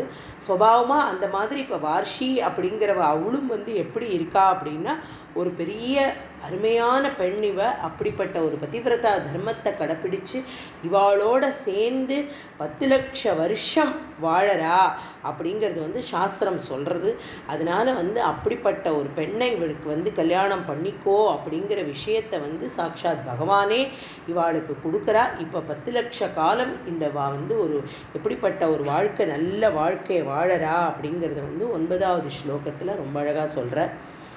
ततश्चते भूतलरोतिनस्तरून् कृता दहन्तो द्रुहिणेन वारिताः द्रुमैश्च दत्तां तनयाम् अवाप्यता त्वदुक्तकालं सुखिनो विरेमिरे. அப்படியே ஜலத்திலேருந்து வெளியில் வந்து இவ தவத்தை முடிச்சுட்டு இப்படி வெளியில் வரும்பொழுதே தான் இப்போ அவள் பார்த்தா இல்லையா, இந்த பூமி பூரா மரங்கள் அப்படியே சூழ்ந்துட்டு இருக்கிறத பார்க்குறா. அதை தான் இந்த ஸ்லோகத்தில் வந்து ரொம்ப அழகாக சொல்கிற.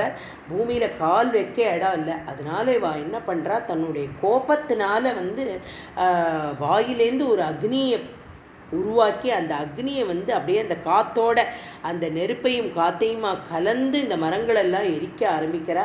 அப்போதான் பிரம்மதேவன் வந்து ரொம்ப அழகாக வந்து இதெல்லாம் நிறுத்துறார். நிறுத்தினதுக்கு அப்புறம் இந்த பெண் யாரு அப்படின்னா, அவள் வந்து சாட்சாத் அங்கே இருந்த மரங்கள், அந்த மரத்தினுடைய பெண். அதாவது மரங்களுக்கும் உயிர் உண்டு, அதற்கும் ஜீவன் உண்டு அப்படிங்கிறத வந்து பல நூல்கள் அந்த காலத்தில் மகாபாரதத்திலேயே அப்படி சொல்லியிருக்கா. இன்னைக்கு இப்போ இந்த காலத்தில் இப்போ நம்ம என்ன பண்ணுறோம், மரங்களை வெட்டாதீங்கோ, மரங்களை எரிக்காதீங்கோ, ஏன்னா அதுக்கு ஜீவன் இருக்குது அப்படிங்கிறது இப்போ ரிசர்ச் பண்ணி எல்லாரும் சொல்கிறா. ஆனால் ஆதி காலத்திலேயே அதெல்லாம் இருந்தது அப்படின்னதும், அந்த காலத்தில் வந்து ஒரு மரத்தை அதட்டினா வந்து பழம் பழுக்கும், மரத்தை வந்து அப்படியே ஒன்றுமே பூ பூக்காது, காய் காய்க்காது, பழம் பழுக்காது அப்படின்னா அந்த மரத்தை கோச்சுப்பாலாம். அந்த மரத்தை கோச்சுண்டா அதுக்கு வந்து ஒரு உத்வேகம் வந்து பழுக்க ஆரம்பிச்சிருமா. மரத்தில் வந்து பூவெல்லாம் பூக்க ஆரம்பிச்சு காய் கனி எல்லாம் வர ஆரம்பிச்சிருமா. சில மரங்களுக்கு வந்து அன்பாக போய் பக்கத்தில் தடவி கொடுத்து அதோட பேசி அதோட தன்னோட நம்மளுடைய அன்பை பரிமாற்றத்தை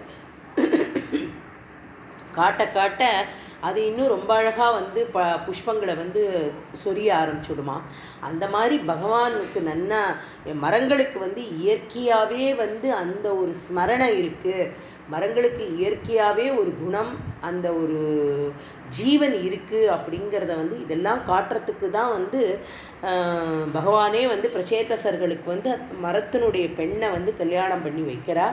அதை தான் வந்து பாகவதத்தில் வந்து ரொம்ப அழகாக வந்து சொல்கிறா. என்ன அப்படின்னா, அந்த இவா என்ன ஒரு அக்னி வாயிலேருந்து இப்படி ஒரு நெருப்பை கக்கினா இல்லையா, அதுக்கு ரொம்ப அழகாக ஒரு ஸ்லோகமே இருக்குது பாகவதத்தில்.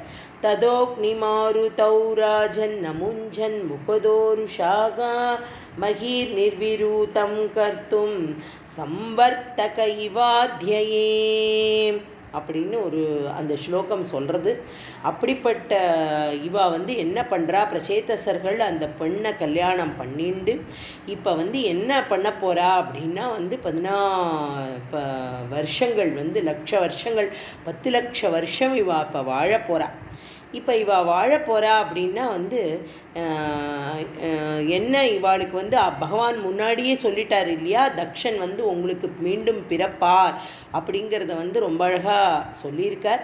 இப்போ 10 லட்ச வருஷ காலம் பிரச்சேதசர்கள் ரொம்ப சுகமான ஒரு வாழ்க்கையை வந்து அனுபவிக்கிறா. அப்படிப்பட்ட ஒரு வாழ்க்கையை வாழ்ந்துட்டுருக்கா. இதை வந்து நேர்லேயே பகவான் வந்து அனுகிரகம் பண்ணினதுனால பிரச்சேதசர்களுக்கு இந்த வாழ்வு வந்து அது அவ்வளவு நன்னாவா வாழ்ந்தாங்கிறது வந்து ஒன்றும் ஒரு பெரிய ஆச்சரியம் இல்லை. ஏன்னா இது யார் மூலமாக கிடைச்சது, சாக்ஷாத் பகவானே இவாளுக்கு அப்படிப்பட்ட ஒரு அனுகிரகத்தை கொடுத்துருக்கார் அப்படின்னு வந்து இவாளுக்கு வந்து அடுத்தாப்புல இவா எப்படி ஒரு மோட்ச கதிக்கு போறா அப்படிங்கிறத வந்து ரொம்ப அழகா 10வது ஸ்லோகத்துல வந்து சொல்றார். அவாப்ய தக்ஷஸ்த சுதம் கிருதாத்வராஹ பிரச்சேதசோ நாரதலப்தயா தியா அவா புரானந்த பதம் ததாவிதஹ त्वमीशवातालयनाद पाहि माम्. இப்போ பகவானுக்கு வந்து என்ன அப்படின்னா, பகவான் அனுகிரகம் பண்ணினபடி இவாளுக்கு வந்து தக்ஷன் அப்படிங்கிற அந்த குழந்தை பிறக்கிறது. தக்ஷன் பிறந்துடுறான். அதனால 10 லட்ச வருஷ காலம் இவா சுகமாக அனுபவிச்சது எல்லாத்தையும் இவா வந்து அப்போ விஷய சுகத்தில் மாத்திரம் இல்லையாம். அதாவது 10 லட்ச காலம் நீங்கள் சந்தோஷமாக வாழணும் அப்படின்னா எங்கேயோ உபவனத்தில் ஓடிண்டும் பாடிண்டும் திரிஞ்சுண்டும் அந்த மாதிரியான ஒரு வாழ்க்கையை அவள் வாழலை. அவள் என்ன பண்ணினா அப்படின்னா, இந்த 10 லட்ச வருஷ காலத்திலையும் அவள் வந்து அழகாக பகவானுக்கு எது பிரீத்தியாக இருக்குமோ அந்த காரியங்கள் எல்லாம் பண்ணினாலாம். அப்படின்னா விதவிதமான யாகங்கள் யஜ்யங்களை பண்ணினா, நித்திய பூஜை பண்ணிட்டு இருந்தா, பகவானை நித்தியமாக பிரார்த்தனை பண்ணி பகவானுக்கு வந்து கைங்கரியம் பண்ணிண்டு பகவானையே வந்து சதா சர்வ காலமும் சத்சங்கமாக அவ பகவானை நினைச்சுண்டு இருந்தா. இவா யாரு, இந்த பிரச்சேதசர்களும் அவருடைய மனைவியும். அந்த மாதிரி சமயத்தில் வந்து என்ன அப்படின்னா, மீண்டும் நாரதர் வரார் இந்த இடத்துல. நாரத மகரிஷி அப்படிப்பட்ட ஒரு குரு ஞானி, எப்பவும் எந்த இடத்துலையும் பகவானையே ஸ்மரணம் பண்ணிட்டு பகவானை வந்து யாருக்கெல்லாம் விருப்பமோ அவளுக்கு வந்து வழிகாட்டுதலாக இருக்கக்கூடியவர் நாரத மகரிஷி. அதனால அவர் என்ன பண்றார் அப்படின்னா, பிரச்சேதசர்களுக்கு வந்து குறிப்பிட்ட காலம் வரை இவாளோட இல்லறமெல்லாம் நல்லபடியாக அமைஞ்சுடுத்தோ அப்படின்னதும் அப்போ என்ன பண்றார் அப்படின்னா, இந்த பிரச்சேதசர்களுக்கு இவர் வந்து உபதேசம் பண்றார். இனிமே நீங்க தபஸ்க்கு போகணும், இனிமே நீங்க பகவானை போய் அடையணும் அப்படிங்கிறத சொல்றார். அப்போ இவர் பிரச்சேதசர்கள் என்ன பண்றா, தன்னுடைய மனைவி அவளை வந்து குழந்தைகிட்ட தக்ஷன் கிட்ட ஒப்படைச்சுட்டு ஜாஜலி அப்படிங்கிற ஒரு இடம், அப்படிங்கிற ஒரு பெரிய மகான் ஒரு ரிஷி எந்த இடத்துல தவம் பண்ணினாரோ, எந்த இடத்துல யோகம் பண்ணினாரோ, அந்த எங்க ஜீவன் முக்தரா இருந்து அவர் ஒரு சமாதி அடைஞ்சாரோ அந்த இடத்துக்கு இவா எல்லாரும் பிரச்சேதசர்கள்லாம் போறா. அங்க போய் என்ன பண்றா அப்படின்னா, ஆத்மஸ்வரூபத்தை தெரிஞ்சுக்க விருப்பப்படுறா. இவாள் ஆத்ம ஞானமா சாட்சாத் பகவத் சாட்சாத்காரம் ஆனாலும் இந்த ஆத்ம வித்தை அப்படிங்கிறத வந்து தெரிஞ்சுக்கிறதுல அவளுக்கு ரொம்ப அதி ஆச்சரியமா இருக்கு. ஆத்ம வித்தைங்கிறது என்ன, சகலமும் பகவான் தான். உபனிஷதாகட்டும் வேதமாகட்டும் எது சொல்றதா இருந்தாலும் எல்லாமே பகவான் தான் அப்படிங்கிறத சொல்றது தான் அந்த ஆத்ம வித்தியை. அதை வந்து தெரிஞ்சுக்கிறதுக்காக வந்து இவ என்ன பண்றா அப்படின்னா, நாரத மகரிஷி வழிகாட்டுறார் இவாளுக்கு. அந்த பிரச்சேதசர்கள்லாம் நாரத மகரிஷியை பார்த்துட்டு எழுந்து நமஸ்காரம் பண்றா. எங்க இருக்கா இவாள்லாம், இப்போ இந்த ஜாஜலி அப்படிங்கிற அந்த ரிஷி தபஸ் பண்ணின இடத்துல இவா தபஸ் பண்ணிட்டு இருக்கா. இப்போ வந்திருக்கிற நாரத மகரிஷியை பார்த்து நமஸ்காரம் பண்ணுறா. அப்புறம் அவள் வந்து கூப்பிடுறா. நாரத மகரிஷியை வந்து கேட்குறா என்ன அப்படின்னா, தேவகணங்களுக்கெல்லாம் இருக்கக்கூடிய சிரேஷ்டமான முனிவரே, நீங்கள் மூர்த்தியே, எங்களுக்கு இந்த மாதிரியான ஒரு நல்ல வாழ்வு அமைச்சு கொடுத்தது முதல்ல நீங்கள் தான். ஒரு தெய்வாதீனமாக இப்போ எங்களுக்கு உங்களோட தரிசனம் கிடச்சிருக்கு. இதுவே நீங்கள் வந்து என்ன அப்படின்னா, உங்களோட சஞ்சாரம் எப்படி இருக்குது அப்படின்னா, சஞ்சாரம்னா சுத்துறது, ஒரு இடமா போகிறது, சூரியனுடைய சஞ்சாரம் மாதிரி. ஏன்னா சூரியன் வந்து எப்படி, யாருக்காவது ஏதாவது ஒரு பயம் இருக்குமோ? சூரியன் கிட்ட சந்தோஷம் தானே இருக்கும். சூரியன் வெளிச்சத்தை கொடுக்குறான், வெப்பத்தை கொடுக்குறான், நித்தியமாக வரான், சஞ்சாரம் பண்ணின்னு இருக்கான், இந்த பூலோகத்தையே பிரகாசமாக்கின்னு இருக்கான், நித்திய சூரியா இருக்கக்கூடிய சூரியன். அப்போ அந்த சூரிய பகவானை பார்த்தா என்ன ஒரு பயம் இல்லாமல் நமக்கு வந்து எல்லாம் அவன்கிட்ட கேட்டுக்க முடியறதோ அந்த மாதிரி சூரியனுக்கு ஒப்பானவர் அப்படிங்கிற மாதிரி இங்கே நாரத மகரிஷியை அவள் வந்து அழகாக கொண்டாடுறா. அப்படி கொண்டாடிட்டு அவள் என்ன சொல்கிறா அப்படின்னா, பகவானாக இருக்கக்கூடிய மகாதேவன் ஹரிநாராயணன் செய்யப்பட்ட உபதேசம் என்ன அப்படின்னா, இல்லறத்தில், அதாவது குடும்ப வாழ்க்கையில் இருந்துண்டு பகவானை ஸ்மரணை பண்ணணும் அப்படிங்கிறதான். ஆனால் 10 லட்ச காலம் நாங்கள் குடும்ப வாழ்க்கையிலேயே வாழ்ந்து தட்சணை அப்படிங்கிற அந்த பிள்ளையையும் பெற்று நாங்கள் வந்து அப்படியே இருந்ததில் கொஞ்சம் ஒரு மறதி, அதாவது அது மறதின்னு சொல்ல முடியாது, அது வந்து ஒரு மாயையாக அவளை விட்டு பகவானுடைய அந்த கொடுத்த ஆத்ம ஞானம் எங்களை விட்டு கொஞ்சம் போயிருக்கு. அது மீண்டும் எங்களுக்கு கிடைக்கணும். அதனால நீங்கள் வந்து எங்களுக்கு ஆத்ம ஞானத்தை உபதேசம் பண்ணணும் அப்படின்னு பிரச்சேதசர்கள்லாம் நாரத மகரிஷியை வேண்டிக்கிறா. அப்படி வேண்டிக்கிறத வந்து பாகவதத்தில் வந்து ரொம்ப அழகாக சொல்லியிருக்கா. ஒரு 7 ஸ்லோகங்களில் வந்து சொல்லியிருக்கா. தமாகதம் த உத்தாய प्रणिपत्याभिनन्द च पूजयित्वा यथादेशं सुखासिनमब्रुवन् स्वागतं ते सुरशेज्ञविधिष्ठयानो दर्शनं गतग तव चङ्क्रमणं ब्रह्मन्त्रभयाय यथा रवेः. சூரிய பகவான் யதா ரவேன்னா சூரியன் அர்த்தம், பயமில்லாத சூரியன். சூரியன் பயத்தை கொடுக்க மாட்டான் அப்படிங்கிறத வந்து ரொம்ப அழகா சொல்றா.